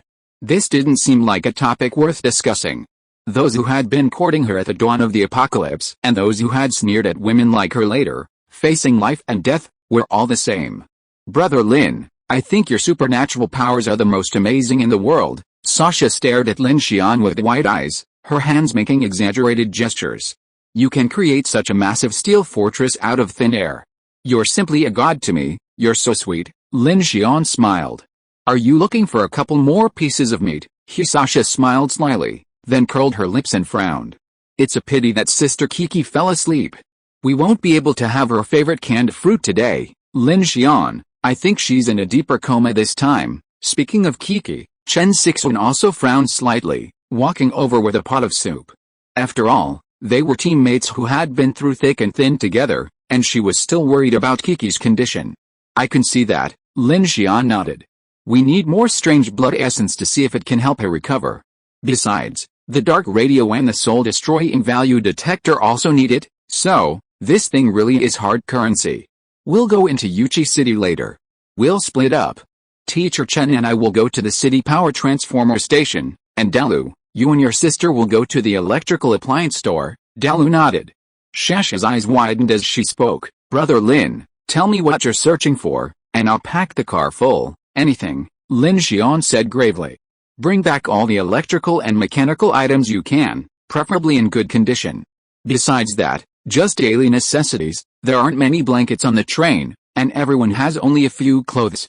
Anything warm, including tableware and kitchenware, is welcome. In an ordinary town, he wouldn't expect to find weapon parts, let alone large quantities of food and supplies. These would have been looted countless times by the survivors. However, with Lin Xian's special ability, he could devour unused household appliances. He could even equip the train with a kitchen, even a washing machine. This was something a normal convoy could hardly imagine. Okay, I understand. So, are we staying here today? Chen Sixuan asked. Lin Xian pondered for a moment and said, if nothing unexpected happens, we'll have to wait until I've installed all the armor and ice shields before setting off. I also need to check on Kiki. In reality, Lin Xian wanted to wait until nightfall. Without the strange blood essence, the dark radio couldn't be used, and the infinity had returned to its solitary, silent state. This was extremely unsafe for them as they were about to enter Daluo Mountain and Yubai City. Kiki might also need the strange blood essence's power to recover. So he was considering whether he and Luda should actively search for strange entities at night. The large strange blood essence obtained from the white giant indicated that it had either absorbed Tang Hai's superpowers or wasn't a normal level strange entity. Otherwise, it wouldn't have dropped such a large strange blood essence. The smaller one traded at the mutual aid bonfire should be easier to deal with than the white giant. So, he figured. With a little luck, they might find something they could handle in the dark and obtain some strange blood essence. The very thought sent a shiver down his spine. How brave a survivor would have to be to think of actively searching for a strange entity. Tomorrow morning at the latest, Lin Xian said, if it's 16:05 tomorrow morning, we have 3 hours to take the Delusion South Line. If not, we can go directly to Yuba or return and take the North Line. Chen Sixuan nodded after hearing this, and she was very satisfied with Lin Xian's arrangement. Now that Kiki is unconscious, it would be a good thing for everyone to rest in Yuchi for one more day. They were almost exhausted from leaving Jiang City, and the escape from B1 only took less than a day, and many parts of the train needed repairs. Now that Lin Xian has rearmored it, the safety index of the entire vehicle will be taken to another level. Please read my new book and give me your monthly votes. Chapter 68 The Great Search. At 4 p.m., the sun was slanting, the sky clear. Yuchi Station was blanketed in thick snow. A heavily armored train sat parked, surrounded by a dozen zombies. After the apocalypse, perhaps due to Blue Planet's overpopulation, the roaming zombies had become a part of the natural landscape. They scratched at the train's armor plating, making a creaking sound. Even if they tore their fingers to pieces, they couldn't move an inch. Whether it was the noise inside or the wafting aroma of meat, the zombies occasionally howled, as if jogging memories of their former humanity. Carriage 1 was a rare afternoon tranquility. Braised pork, canned fruit, seaweed soup, and cola, all luxuries seemed unparalleled in the apocalypse. It's over. We've been eating so well without Sister Kiki's knowledge. When she wakes up, she'll definitely be furious, Sasha said, taking a sip of her soup and suddenly looking in Kiki's direction. That won't happen, Lin Xian said meaningfully. When she wakes up, I'll have to treat her to a nice dinner alone. Really? She put in so much effort, she definitely deserves a reward? Shasha nodded repeatedly. Yes, yes, yes. We all flew yesterday. Sister Kiki was amazing, wow. Lin Xian turned around and saw Chen Sixuan already suited up, wearing a thick coat and carrying an automatic rifle. For some reason, there was a hint of excitement on her face. Teacher Chen, you seem really excited. A little, Chen Sixuan said solemnly. You've always asked me to guard the car, and now I can go out with you. I'm definitely willing to help out. Lin Xian had actually planned to let Chen Sixuan guard the car this time, but since it was a daytime search and time was limited, he needed more people. Plus, he had already removed all the locks on the cockpit doors, replacing them with mechanical ones that only he and those inside could open. It was relatively safer, so he decided to bring Chen Sixuan along. Now armed, she wasn't completely helpless and could indeed be of considerable assistance. Okay, then, be careful not to fire recklessly. We're mainly focused on getting the supplies. If there's any danger, let me handle it first. Chen Sixuan nodded, indicating she had received the offer. After finishing their first steaming hot lunch of their escape eastward, Lin Xian and the other three prepared to rush into the city. He had Lu Da and Shasha drive the SUV, which had more room and could carry more supplies. He and Chen Sixuan chose to ride motorcycles. It was still the same old plan. He planned to find a truck in the city and then load the truck and supplies onto a flatbed trailer, devouring them all without wasting anything. As the sun began to rise, Lin Xian, Chen Sixuan, Lu Da, and Shasha, armed and ammunition, unloaded the SUV from the trailer. One team drove the SUV, the other on motorcycles. They pulled out of the platform, circling onto the highway, heading towards Yuchi City. A humming sound echoed as the SUV and motorcycle roared, their engines roaring as they sped along the road. Yuchi City, nestled in the plains at the foot of the mountain, was bathed in sunlight. A deathly silence reigned within. The roads were littered with abandoned and disabled vehicles, corpses, and scattered luggage buried beneath a thick blanket of snow. Sasha, sitting in the passenger seat of the SUV, blew a puff of white air out the window, her face filled with worry. The snow's getting heavier, Sasha. If you can find some warm clothing along the way, quilts, beds, clothes, whatever, please look for them, Lin Xian urged her as his motorcycle passed behind him. With more people, the need for warmth increased. The supplies he'd collected from Jiang City Furniture City had helped furnish Carriage 1 with some serious furnishing. Carriage 2 was now occupied by 2 people, and the building was still keeping watch in Carriage 5. All these were essential. Sasha lowered the window and nodded. Then, the building slammed on the brakes, and the street ahead was completely blocked by several cars jostling for position. Wait a minute, Lin Xian rode his bike, carrying Chen Sixuan around the SUV, and stopped. The street was completely silent, and from the shadows of the dark alley, a variety of screams could be heard in the distance. He saw a dump truck parked on the side of the road, its door half closed. The rotting, stiff body of the driver was dangling from its seatbelt. He raised his knife and slashed the belt, sending the body tumbling straight out. He then climbed into the truck, his mechanical heart working. Seeing that the truck was in good condition, his eyes lit up with joy. Big Building, help me lift a motorcycle up, Lin Xian said to Big Building as he pulled Chen Sixuan onto the passenger seat. Are we using this truck to load things? Chen Sixuan asked in surprise. Lin Xian smiled and nodded. A dump truck this large could not only carry a lot of stuff, but it could also be used as a tow truck. Bang! After lifting the motorcycle onto the empty bed of the dump truck, Dalu closed the door, revved the engine, and shouted to the people outside, "Get in, I'll lead the way." Okay, seeing Lin Xian's gesture, Shasha and Dalu were startled. The 2 vehicles started, and Lin Xian drove the dump truck directly into the cars blocking the road. The roar of its immense power quickly attracted zombies from the surrounding streets. Buzz! The dump truck pushed forward, bang bang bang, slamming aside the surrounding vehicles as it headed towards the city. Bang bang bang. Through the streets of Yuchi City under the setting sun, the dump truck careened relentlessly, its tremendous movement constantly attracting the surrounding zombies towards it. Cars and zombies alike were crushed by him. He stepped on the accelerator, his mechanical heart revving to high speed, pushing the dump truck's engine to maximum speed. Alone, the destructive power of his mechanical heart and his few skills was truly limited. But if you were to activate these industrial machines, the power they unleash would be completely different. The dump truck and the SUV, one in front and one behind, quickly plunged into a once bustling neighborhood. It looked like the former pedestrian street. Shopping malls and restaurants lined the road, but now they were in ruins. Zombies roamed sparsely in the shops and alleys. "This is it," Lin Xian said to the building and Shasha on the intercom after clearing the road. The two vehicles then split up. Shasha and her group headed towards the shopping mall and electronics mall, while Lin Xian and Chen Sixuan headed for the transformer station on the outskirts of the city.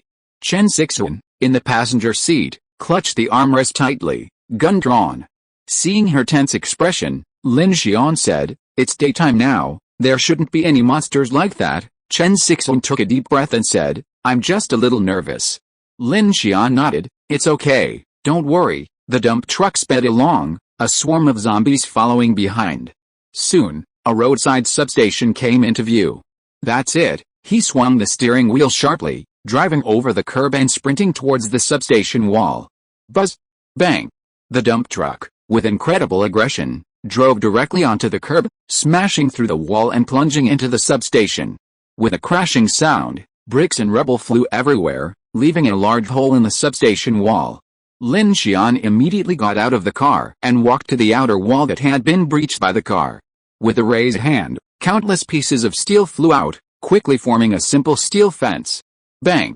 The upgraded machinery was incredibly fast, and given its simple construction, a forged steel wall was constructed in a matter of seconds. He then hammered steel nails into the wall.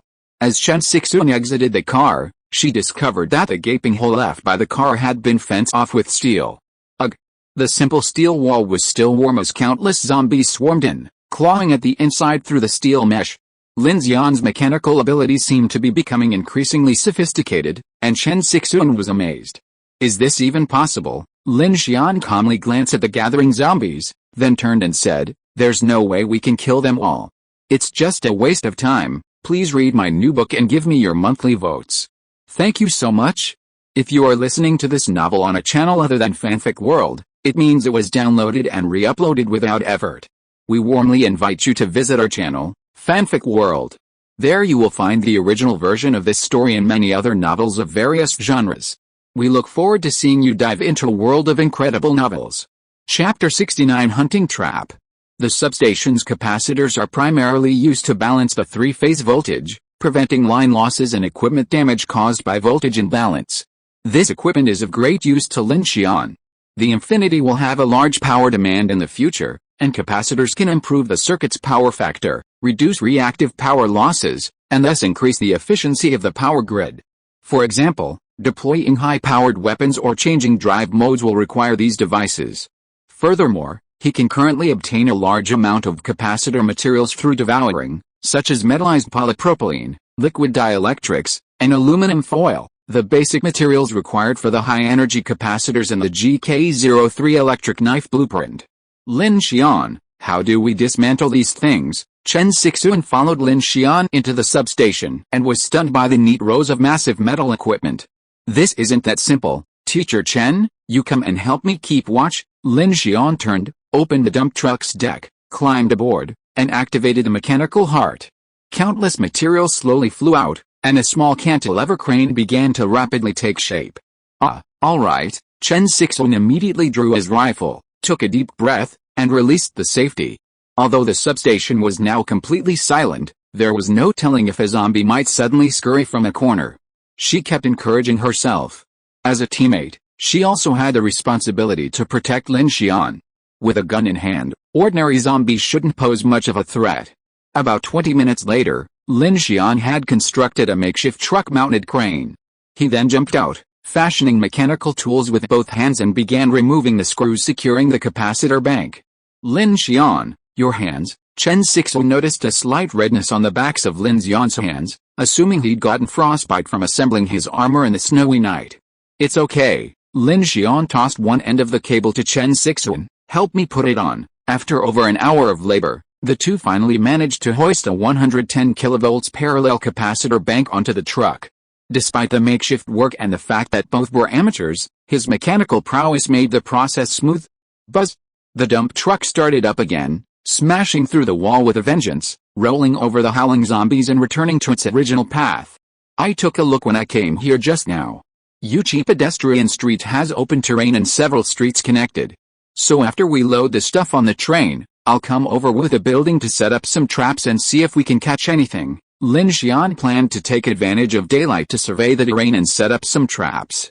After returning, he would first install the train's armored roof and ice shields, then return in the middle of the night to see if he could proactively seek out those terrors of the night. If it were a few days ago, Chen Sixuan would have thought Lin Xian was crazy for saying this. But now that she understood Lin Xian's intention, she said with a worried look, "How about, before it gets dark, Sasha and I can ride our bikes along the railway to explore the fork in the road ahead. That way, we'll be prepared if the plan changes." Bang, bang, bang. The dump truck raced along. Lin Xian looked at Chen Sixuan seriously. "Can you ride a bike?" "Sasha can. I can go with her. It'll be convenient for the two of us to keep an eye on things." Lin Xian was responsible for servicing the train, and the tall and strong people in the building needed help. Sasha and Chen Sixuan were light and nimble, so scouting seemed like a good idea. Lin Xian glanced at Chen Sixuan with some surprise, then smiled. "Okay, but you and Sasha should be careful. If anything goes wrong, just run away." "I know." Chen Sixuan took a deep breath. "We're going to explore the route. We won't stay if we run into trouble." Lin Xian wanted to actively explore the darkness tonight, but this plan was fraught with risk. No one knew what lay beyond. So, just in case, the Infinity was ready to evacuate at any moment. In this case, pre-scouting the tracks and some areas ahead was clearly a wise choice.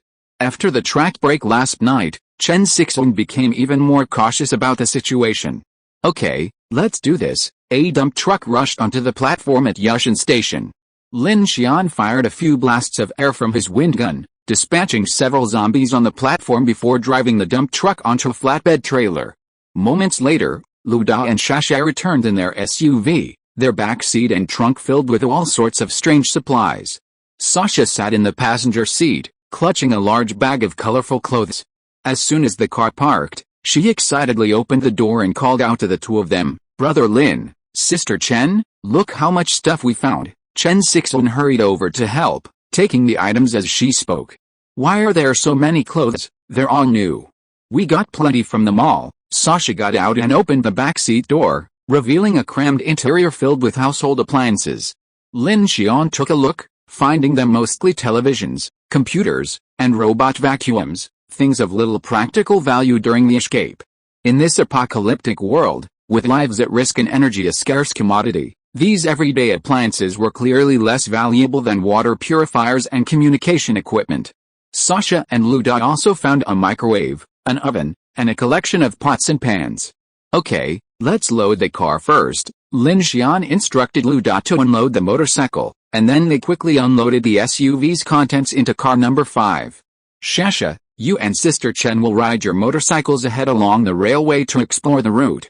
Lu and I will drive to the city." Without a moment's delay, Lin Xian immediately arranged his next plan upon returning from his search. They set out again without stopping. It was 5:50 p.m., less than an hour before dark. Shasha strapped on her howitzer, donned a helmet, and, along with Chen Sixuan, rode off the platform on her motorcycle, swiftly sprinting off. Lin Xian then boarded Lu's SUV. "Shasha's so young, yet she's such a skilled rider," Lu shrugged. "She learns quickly. Just like the boys, she loves to tinker with things." "Let's go." Lin Xian smiled. It was clear that Shasha was the brains of the siblings' journey. The SUV re-entered Yuchi City. This time, Lin Xian and Lu stopped at a distance to observe rather than rush into the city. "That area," Lin Xian pointed to Circular Plaza. "There are more zombies. In terms of the soul-snatching value, the index there should be the lowest. However, this is just my guess. Later, you drive around the building and lure the zombies away. I will set up a loudspeaker and some lights there." Then he pointed in the direction of several alleys. There and there, I will arrange some chain triggers, animal traps, and nail walls. At night, you take a gun and cover me at the observation deck on the 2nd floor. Park the car at the back for easy driving." "Okay, Brother Xian." Dalu used to be a soldier. Although he was not good at speaking, He had very good combat qualities and quickly understood Lin Xian's intentions. "These are all scenarios, Lin Xian said with a heavy look in his eyes. "They may not all work. If things go badly, we'll just escape and run back. Sasha and the others will meet us at the platform, and then we'll just get on the train and leave." Lin Xian's plan wasn't complicated. It simply involved setting up loudspeakers and lights in the open square on the pedestrian street to attract strange entities in the darkness. He and the building would first conduct a remote inspection. If it was manageable, they would try to use the terrain and traps to fight. If they accidentally attracted something terrifying, they would have to run. For the sake of the strange blood essence, they had to bite the bullet and try. Now that the dark radio station was gone, even if he wanted to exchange supplies again, he would find no trace of the other convoys. "Newcomer, please follow me and vote for me. There will be a burst of updates after the release on December 1st. Everyone, don't wait for the book, just turn to the last chapter when the new chapter is released." Chapter 70 Armor 10. Beep, beep. The watch chimed again. The sun gradually set, and as planned, the building drove onto the pedestrian street again, attracting the attention of a large number of zombies. Lin Xian, taking advantage of the empty streets, rushed directly into the square on foot. He placed a battery on the roadside and constructed a loudspeaker and several headlights, placing them in a circle around the circular square. The loudspeaker, connected to a wire, was placed in the center. Simultaneously, he followed a planned route, placing tripwires and animal traps along the way, things he could create with a flick of a finger. Cluster, cluster, cluster. Lin Xian scurried through an alleyway, dispatching several zombies with his air gun. He then set up specialized traps in corners and narrow areas. At one exit, he even placed a spiked wall, suspended high above the wall, using gravity to pull the serrated, sharp-edged wall down. These were relatively simple devices. Lin Xian's goal wasn't to use them to eliminate the strange entity, but to buy time for his escape. This was his first time actively confronting a strange entity, so he had to be extremely cautious. After arranging everything, Lin Xian rushed to the side of the road and saw from a distance that the SUV in the building was speeding towards him, leading a huge horde of zombies. The SUV braked, and Lin Xian immediately climbed into the passenger seat. The building stepped on the accelerator and sped out of the city.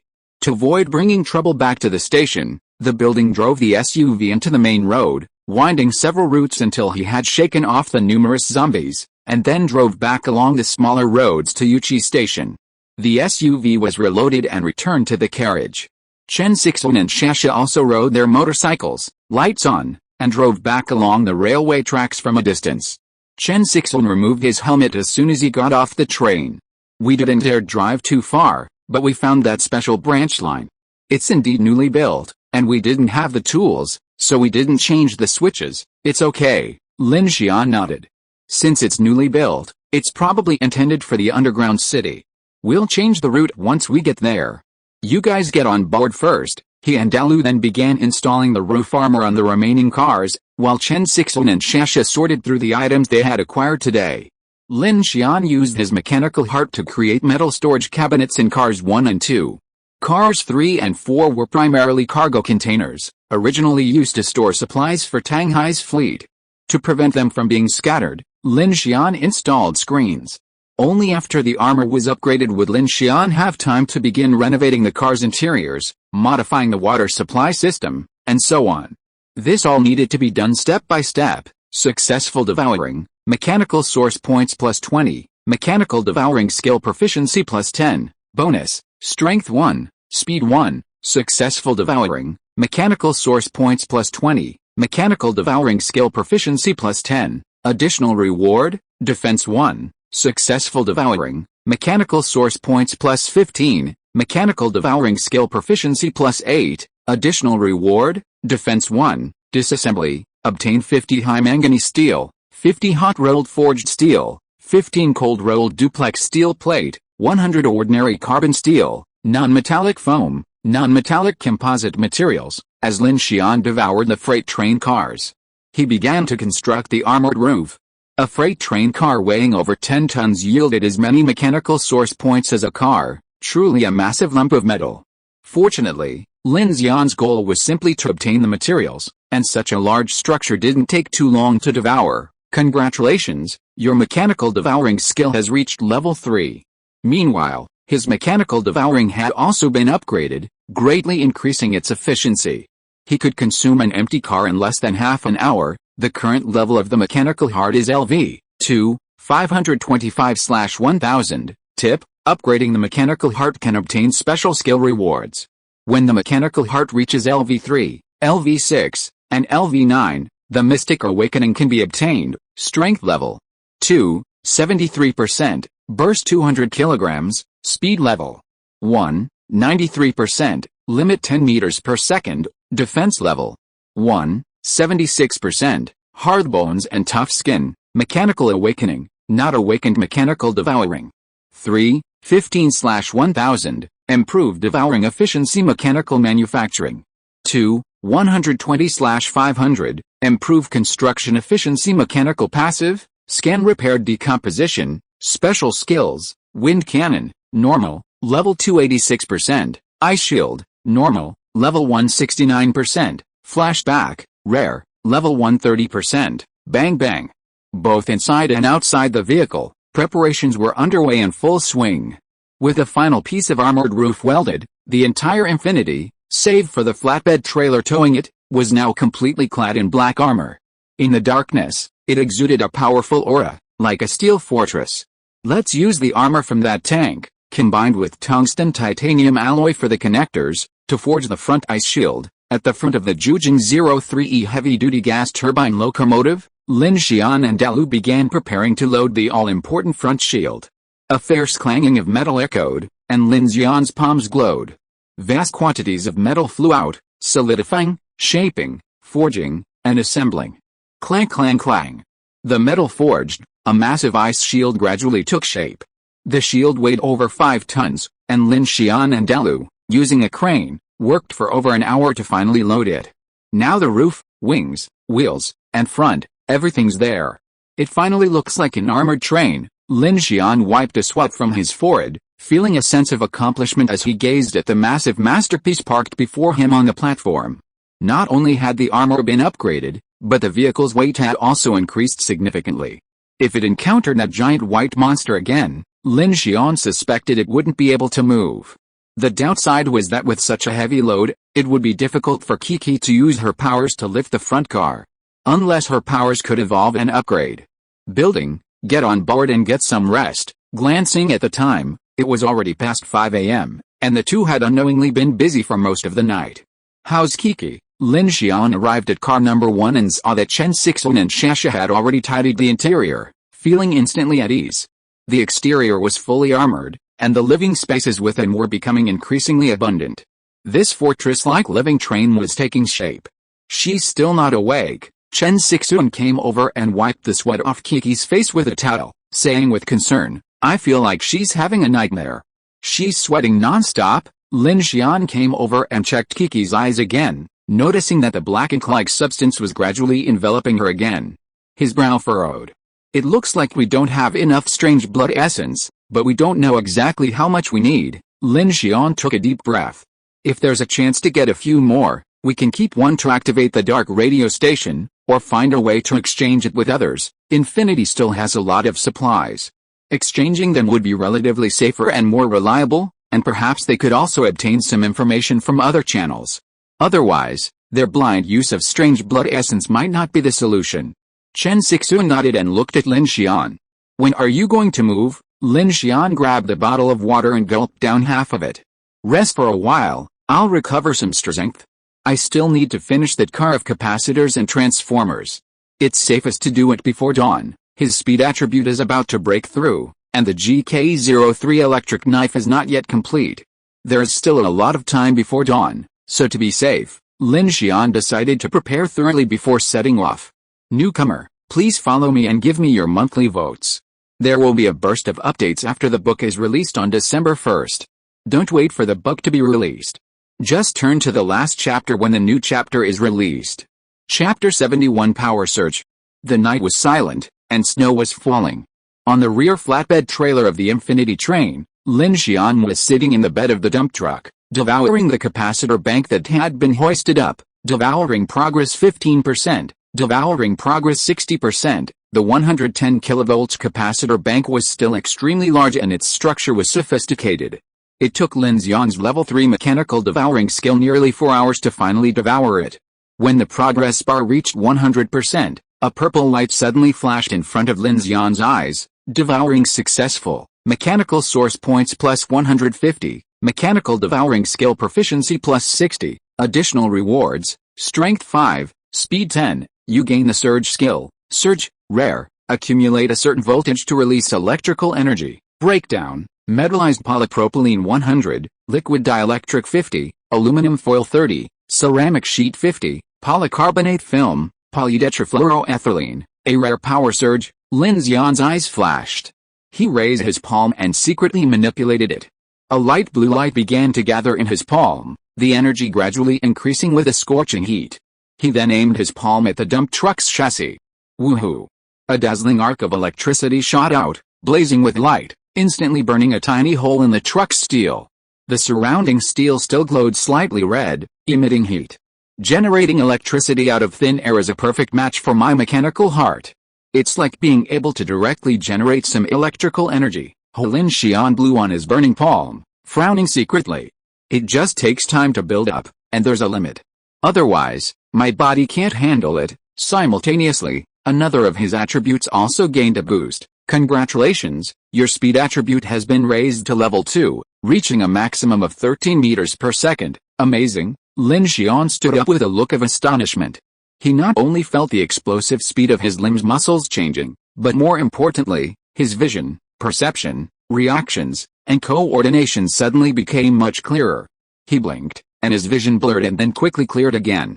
He looked into the distance, and it seemed his night vision had also improved significantly. So speed involves more than just movement, Lin Xian realized, overjoyed. Such speed and reactions had already surpassed the limits of blue star humans.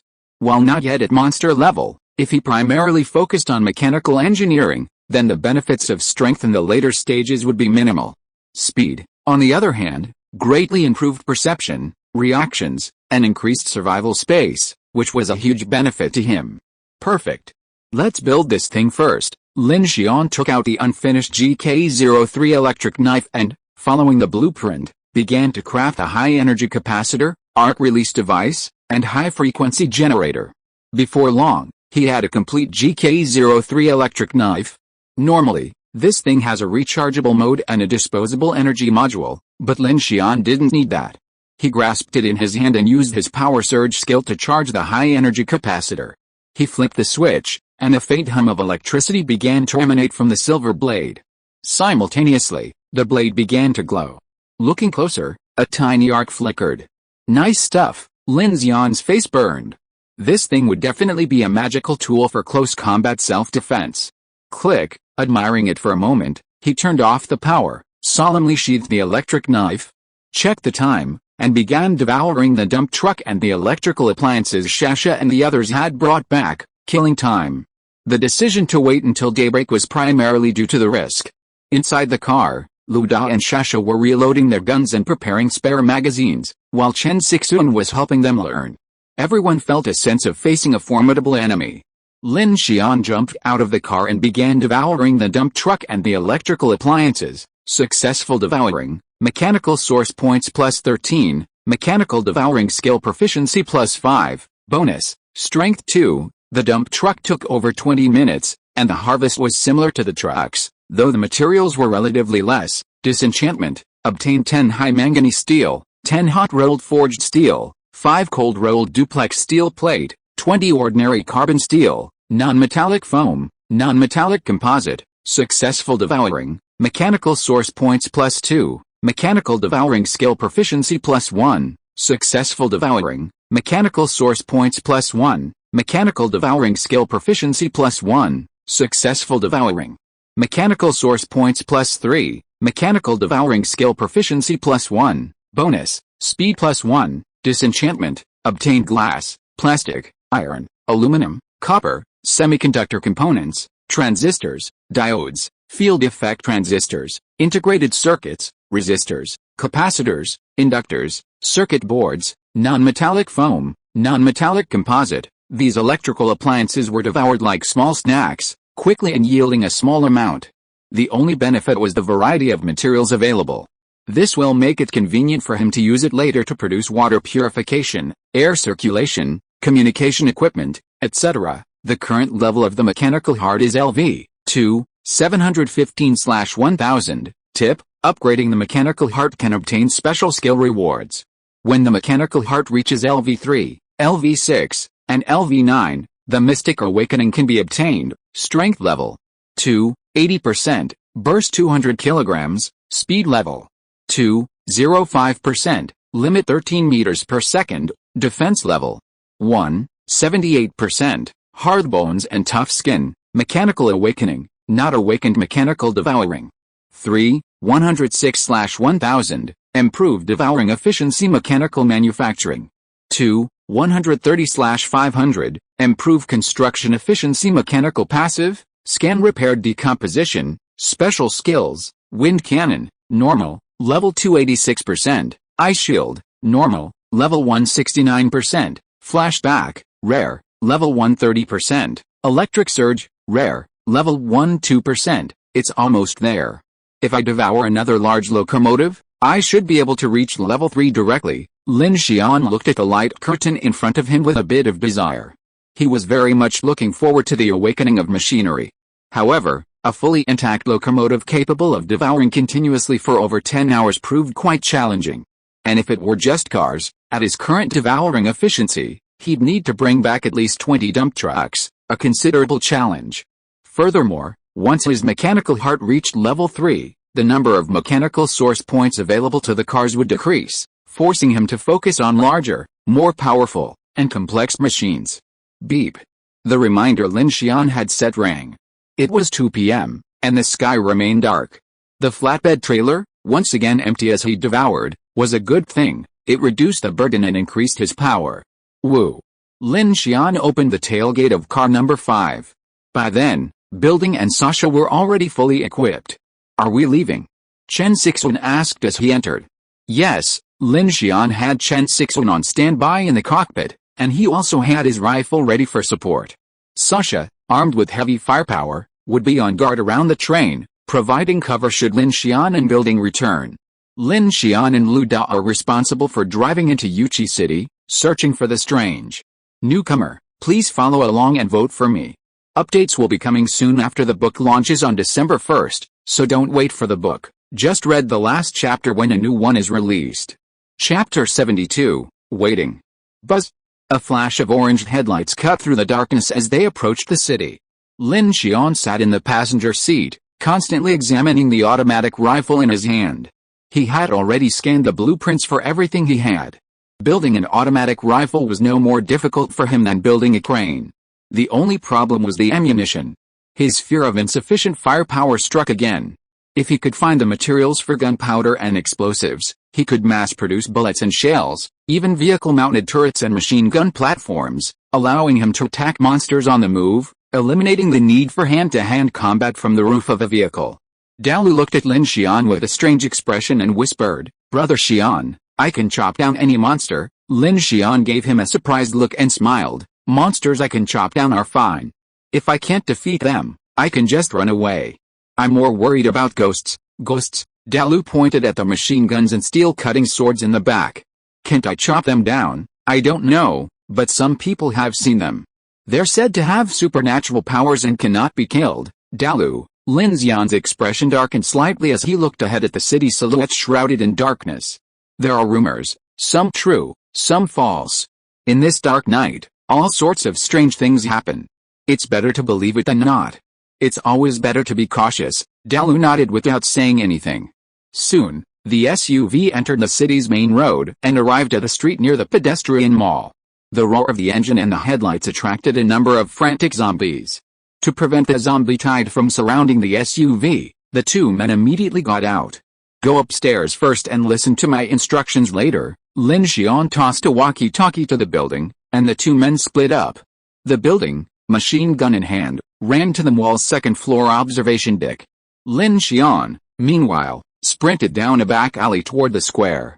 In the darkness, Lin Xian's eyes grew incredibly deep, seemingly able to clearly detect the various zombies lurking ahead. With a pneumatic rifle in his left hand and an electric knife in his right, he sprinted like a fleeting shadow in the night. Before several zombies could even turn, a flash of cold light shattered their heads. Woof! Woof! The barking of zombie dogs filled the alley, chasing Lin Xian. He turned and unleashed a burst of pneumatic rifle fire, quickly blasting several of their heads apart. Then he produced a small remote control and pressed it. Happy birthday to you! Happy birthday to you! A resonant, eerie melody suddenly echoed from the center of the dark square, echoing across several blocks, shattering the tranquility of Yuchi City in the darkness. Bang! And then several headlights came on, illuminating the circular square. Lin Xian really couldn't find any suitable material. The music from the speakers had a strong mechanical feel, which made people a little creepy. He ran out of the alley, quickly climbed up a hidden platform, snipped into the shadows, and observed the movements in the square from half a block away from the building. Happy birthday to you! Happy birthday to you! Click building. Is there any movement? Lin Xian took out the walkie-talkie and tested it. No, the voice of the building came from the other end of the walkie-talkie. He made up his mind and looked at the time. It was 14:45, and there was still an hour and a half before dawn. If there was no harvest, then he would set off immediately after dawn. Lin Xian put the electric knife back into the sheath, took out the automatic rifle and began to be on guard in secret. Time ticked by. The blaring music in the square quickly attracted countless zombies from several streets, swarming in. These zombies, extremely sensitive to sound, arrived in the square with no clear target. They bared their fangs and claws, swarming around the loudspeaker, their rotting eyes searching for prey. At 2:50 p.m., more zombies arrived. At 3:05 p.m., the entire circular square was filled with zombies, corpse dogs, and ghouls controlled by black insects. If there were any survivors lurking in the city, they would surely be frightened by the noise. Building? No, Brother Xian, I don't know if there's any after killing those black insect monsters. Probably not, Lin Xian whispered. While those black insects were a strange species, he had already dispatched many of them in North Bay and hadn't seen any red beads or even black energy. They probably weren't their target. Wait a little longer. At 3:15 p.m., the music in the square continued to blare. Lin Xian hid in the shadows, intently watching the movements in the square. Suddenly, perhaps because the battery was dead or for some other reason, the speaker's tone suddenly changed. Happy birthday to you, happy birthday to you. The little girl's voice became slow, deep, and eerie, almost drawn out, giving people a chill. Building, be careful, I think something's wrong, Lin Xian warned the building. But after a moment, nothing came through the intercom. Lin Xian frowned and pressed the call button again. Building. Only then did he realize the intercom's signal light was glowing faintly red, indicating no connection. Something was wrong. It had been working fine just now. Could something have happened at the building? Lin Xian's reaction was immediate, and he was shocked. He immediately decided to abandon his position and headed straight for the building. But as he emerged from the shadows, he felt as if he were being watched. He looked up. Nothing. Uneasy, Lin Xian flicked his flashlight and shone it upwards. Sure enough, there was nothing. Was it an illusion? Lin Xian's eyes fluttered, a fluttering sensation welling up inside him. Sweat immediately broke out on his forehead. This feeling was reminiscent of the chilling feeling he'd felt when the giant white monster stared at him in the furniture store in Jiang City. Without hesitation, he turned and fired directly into the air, accompanied by a burst of wind blasts. Da-da-da. Bang bang. Gunfire flashed, illuminating the dark alley. Suddenly, three terrifying faces appeared before Lin Xian's eyes. They were skull-headed monsters, clinging to the wall. He had shown his flashlight only to see nothing, but as he opened fire, the terrifying creatures suddenly appeared above him. They looked like three melted zombies, strung together, with spider-like legs and a sinister, eerie smile. It stared at Lin Xian for who knew how long. The monster seemed unprepared for Lin Xian's sudden discovery and immediate firing. The bullets instantly pierced its body, creating bloody holes and splattering black blood. It fell to the ground with a sizzling, corrosive sound. Hit it. Lin Xian hadn't spotted it with his flashlight, thinking it didn't exist. But then, with a burst of fire, the bullets pierced its skin. The three-headed monster roared simultaneously, a deafening roar. With a furious roar, one of its heads suddenly opened its mouth towards Lin Xian, revealing a bloody maw filled with terrifying fangs. A stream of black blood gushed out from it, gushing towards Lin Xian. Damn! Sensing the dark blood carried a strong sense of danger, Lin Xian had no time to react. He immediately executed a move, a backslide. However, he didn't aim at the three-headed monster, but instead quickly maneuvered to the side to evade it. Swish! The black blood splashed onto the platform where Lin Xian had just stood, and instantly a scorching, corrosive aura erupted, with white vapor billowing and a foul odor permeating the air. Newcomer, please follow along and vote for me. I'll be updating after the book goes on sale on December 1st. Don't wait for the book to be released, just turn to the last chapter when a new one is released. Chapter 73 Black Blood. The foul, corrosive odor assaulted Lin Xian, startling him. He cursed inwardly, what the hell is this alien? It can actually spray corrosive acid. Snap! Snap! Snap! The three-headed monster swiftly clambered down the wall and madly pounced on Lin Xian, its maws gaping and spraying blood continuously. Lin Xian immediately dove around the corner of the alley, turning and creating a barbed wire wall behind him. Puff! Puff! Black blood continued to spurt out from behind. The three-headed monster, like a living spider, scaled the wall, bypassing Lin Xian's barbed wire wall and swiftly pursuing him. The monster was incredibly fast and could spray from a distance. Fortunately, Lin Xian chose to take the winding alley. If he had been in an open area, he would have been forced to create a barbed wire wall head-on, which would have put him at a much greater disadvantage. Da-da-da. As the three spiders pounced, Lin Xian, at the next corner, raised his rifle and fired, like a guerrilla fighter. The fiery bullet holes shot out, instantly tearing the flesh from the three-headed spider's body apart, sending shreds of flesh flying everywhere. Lin Xian turned and ran. He picked up the walkie-talkie and found that the red light was still on. He immediately realized that this strange thing in the dark night must also have some kind of signal blocking power. It seemed that the walkie-talkie behind him would also need to be equipped with strange blood essence. Building, Lin Xian suddenly roared in the dark alley. The three-headed monster was approaching rapidly from behind. Lin Xian didn't even turn around. He raised his hand and continuously released various steel mesh and iron walls from behind him, simultaneously lowering tripwires and spike walls along the way. Snap! Bang! The monster behind him was constantly blocked by various devices, seemingly taking some damage. Lin Xian's tactics completely enraged it. Its spider-like legs accelerated, and it climbed to a higher position and quickly approached. At this moment, Lin Xian saw the street exit ahead. On the second-floor balcony, the silhouette of an iron tower stood ready to strike. Lu Yi! Be careful. This thing can spray acid from a distance, he warned as he sprinted. Sizzle, sizzle. For efficiency, Lin Xian used a thin, ordinary iron wall to block the sudden onslaught of black blood. The corrosive black blood quickly eroded the thin wall, leaving several large holes.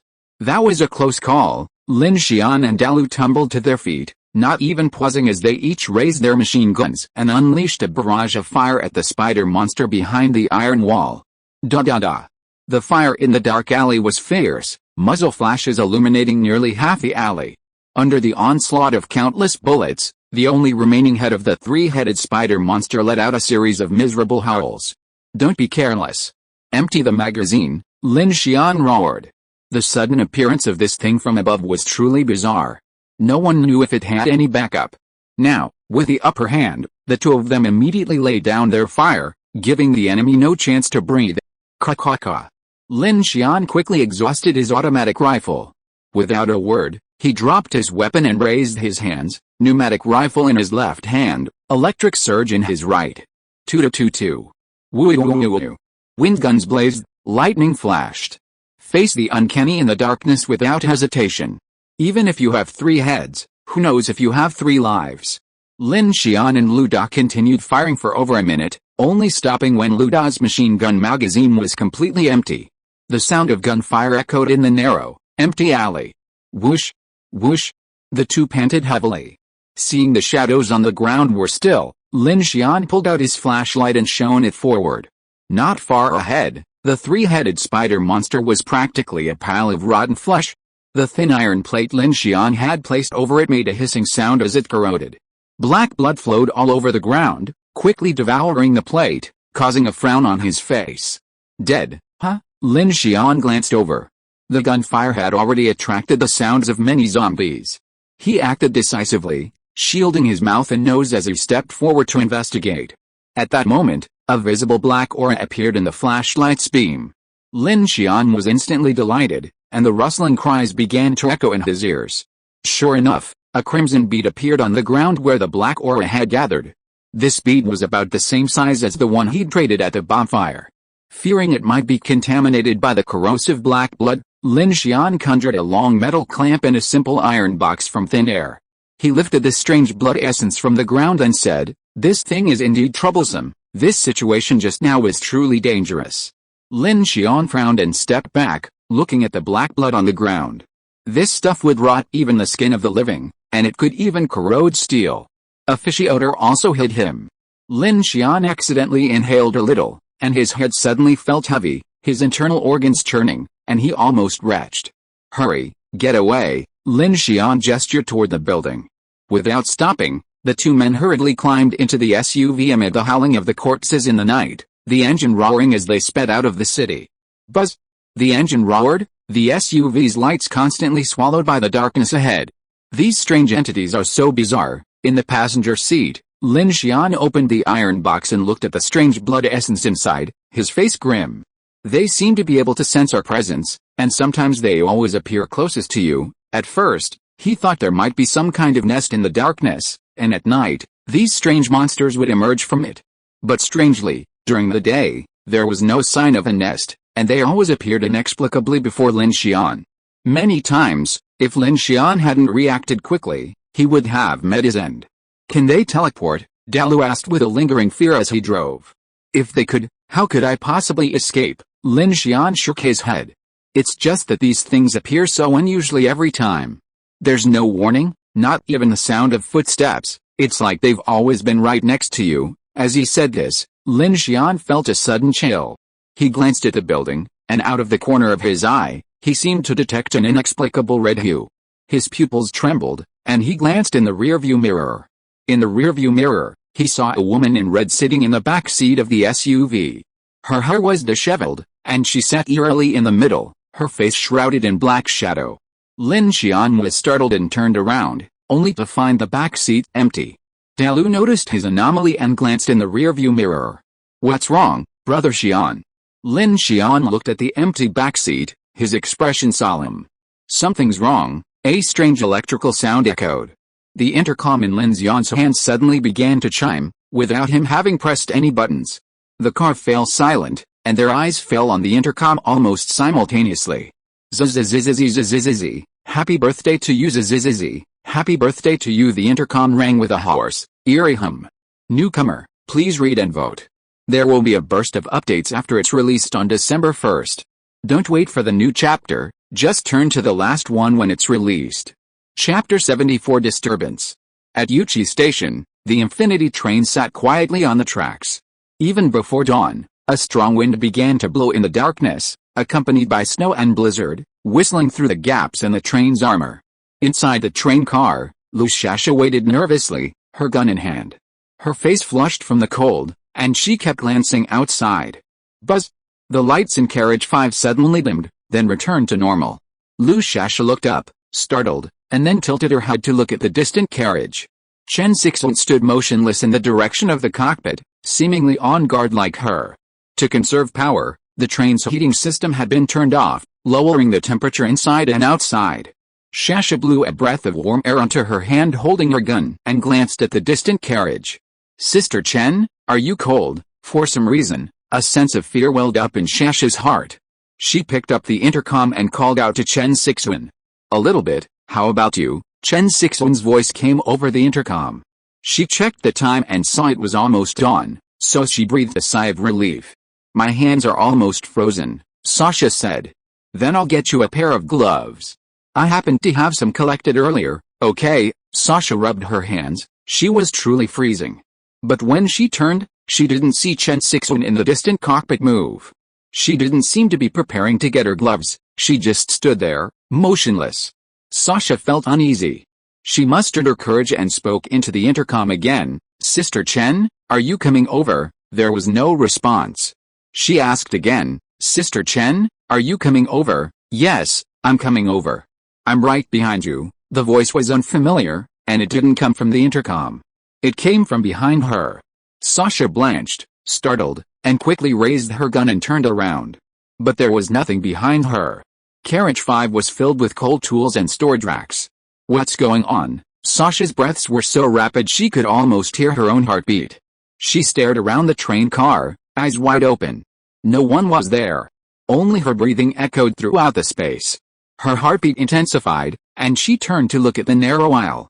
The distance between the train cars, only a few hundred meters, now seemed infinitely greater. At the far end, Chen Sixuan's figure was still standing, now facing her, staring intently. Sister Chen? Sasha summoned her courage and called out. The figure didn't respond. Just then, a flash of light flickered outside the platform, accompanied by the roar of an SUV's engine. Sasha's heart tightened, realizing it was Lin Xian and his group returning. She quickly turned to look out the window. But as she turned, a terrifying face appeared outside the window. Sasha jumped in shock, stumbling and falling to the ground. The next moment, the lights in the train car suddenly went out. The entire train was plunged into darkness. Sasha quickly pulled out her flashlight, flicking it on. She shone it through the window, but the terrifying figure vanished. She looked around, but there was nothing there. Still trembling, she quickly stood up. Just then, the lights inside the train came back on, and Chen Sixuan's voice echoed from the distance. Sasha, they're back. Open the door. Sasha, her mind still blank, stared blankly at the cramped train. It took a moment for her to react. She nodded, stood up, and flipped the tailgate switch. The steel tailgate of car number 5 slowly descended. Outside, Lu drove his SUV directly onto the trailer, followed by a tidal wave of zombies. Lin Xian, in the passenger seat, immediately started the train, firing continuously at the swarm of zombies behind him. Meanwhile, Chen Sixuan, up ahead, activated the electric locomotive's driving lever, and the entire heavy train roared to life. Sasha also stood up and began to provide fire support. Bang! A howitzer exploded amid the zombie tide, filling the sky with flames. The intense shockwave instantly sent more than a dozen zombies flying. Sasha pulled his anklets and opened fire simultaneously with Lin Xian, both of them retreating into the train as they exchanged blows. Then the tailgate rose, and the train began to accelerate. Brother Lin, there's something strange on the train, Sasha said nervously to Lin Xian as they boarded. On the train, Lin Xian's face paled, and he suddenly handed the iron box in his hand to Sasha. Quick, see if we can get any official information from the Daluo mountain area. If he sped away, he might not have time to change the switch to the southern line. He had to be prepared. Oh, Sasha nodded obediently. Meanwhile, Lin Xian ran without stopping towards the train ahead. Teacher Chen, the darkness between heaven and earth seemed to thicken, making the night even more difficult to see. Lin Xian rushed into the cockpit and found Chen Sixuan, her face pale, pointing ahead. Lin Xian, look, a strange figure stood before the Infinity's tracks. Its limbs were extremely long, and its body all white. It bore a striking resemblance to the giant white monster from earlier. Seeing the monster, Lin Xian's heart skipped a beat. The current surge of strange activity must have disturbed many hidden entities in the darkness. He suddenly realized that tonight's hunt seemed utterly irrational.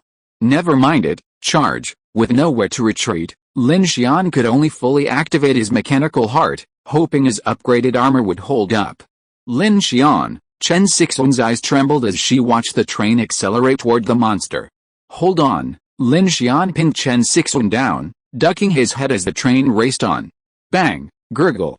The Infinity, equipped with an ice-breaking shield, collided head-on with something massive, making a rolling sound. Suddenly, the train's lights began to flicker violently, as if experiencing some kind of intense electromagnetic interference. Zzz.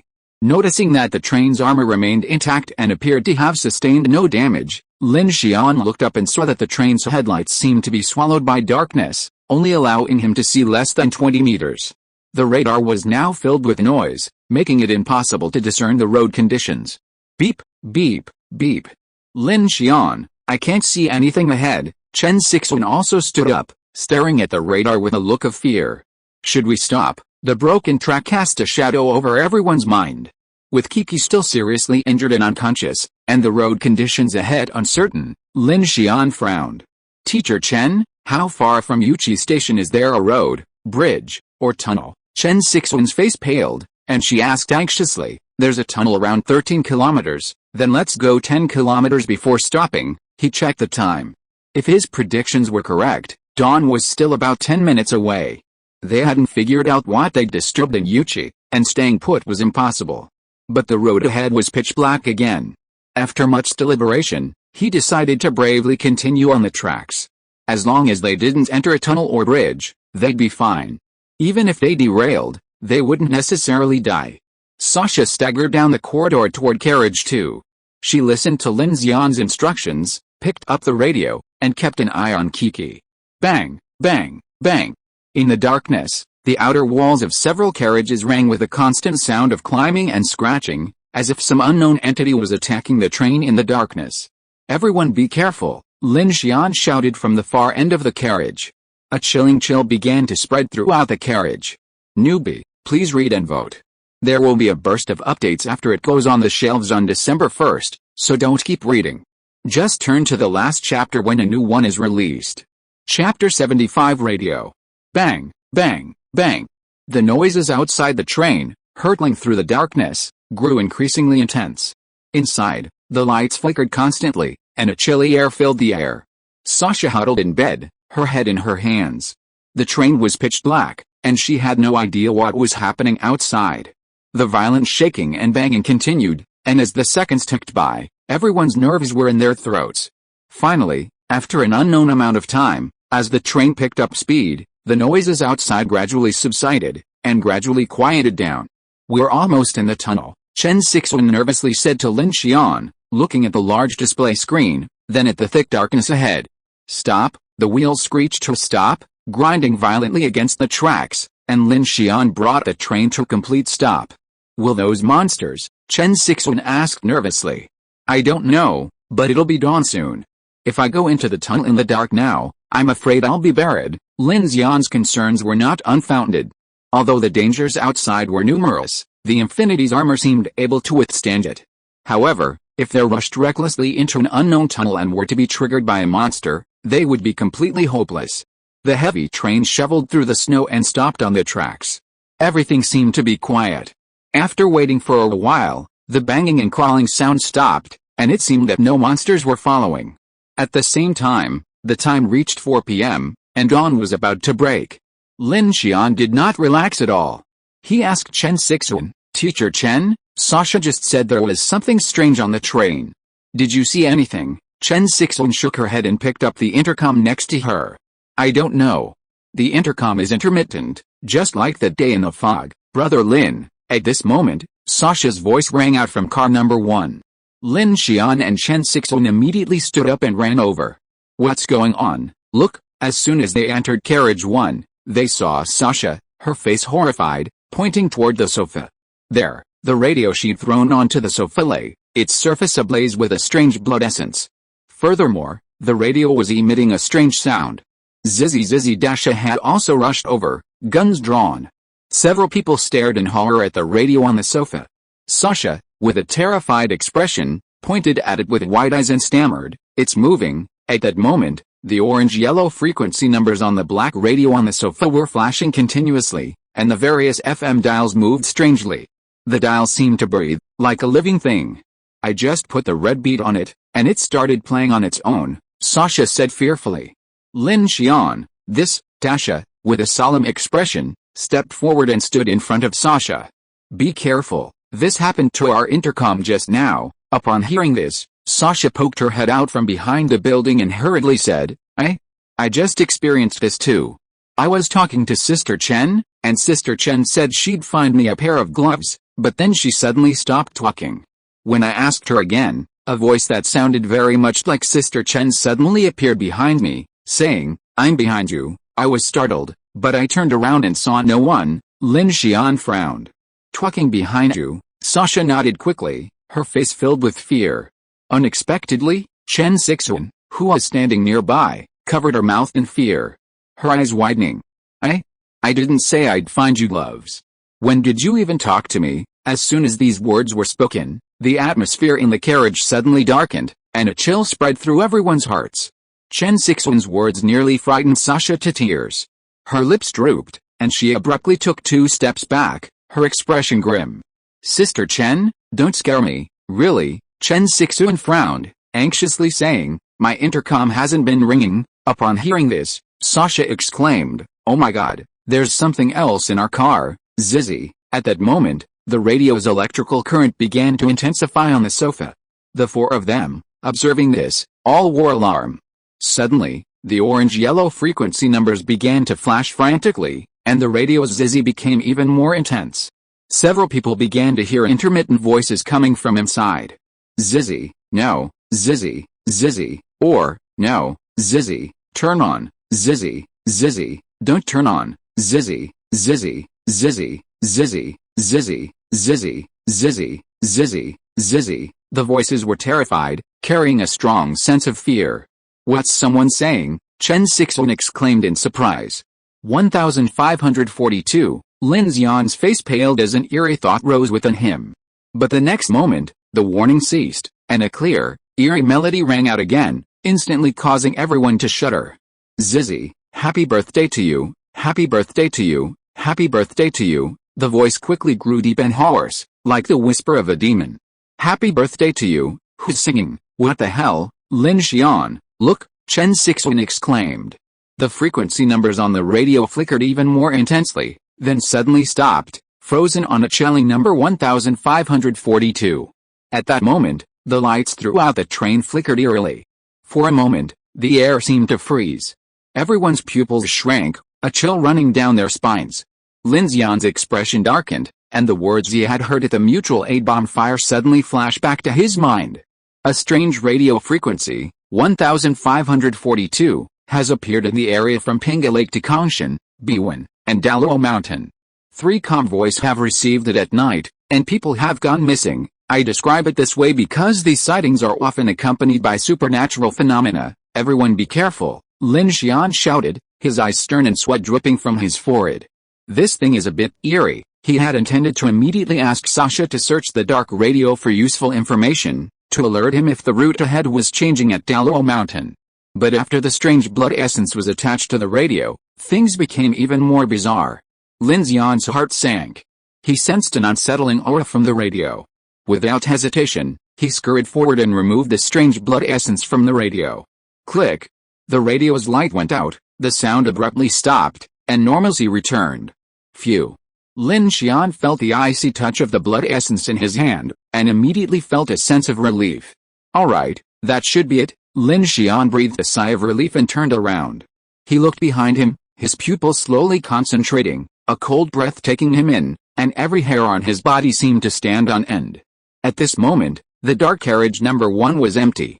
"Newcomer, please follow along and vote for me. There will be a burst of updates after it goes on sale on December 1st. Don't wait for the new chapters to be released, just turn to the last one." End of this chapter. Thank you so much for reading until the end. Don't forget to give it a like. Looking for more exclusive content and immediate access? Subscribe to our Patreon. Remember, every like, subscription or donation encourages us to continue. Thank you all, see you in the next video.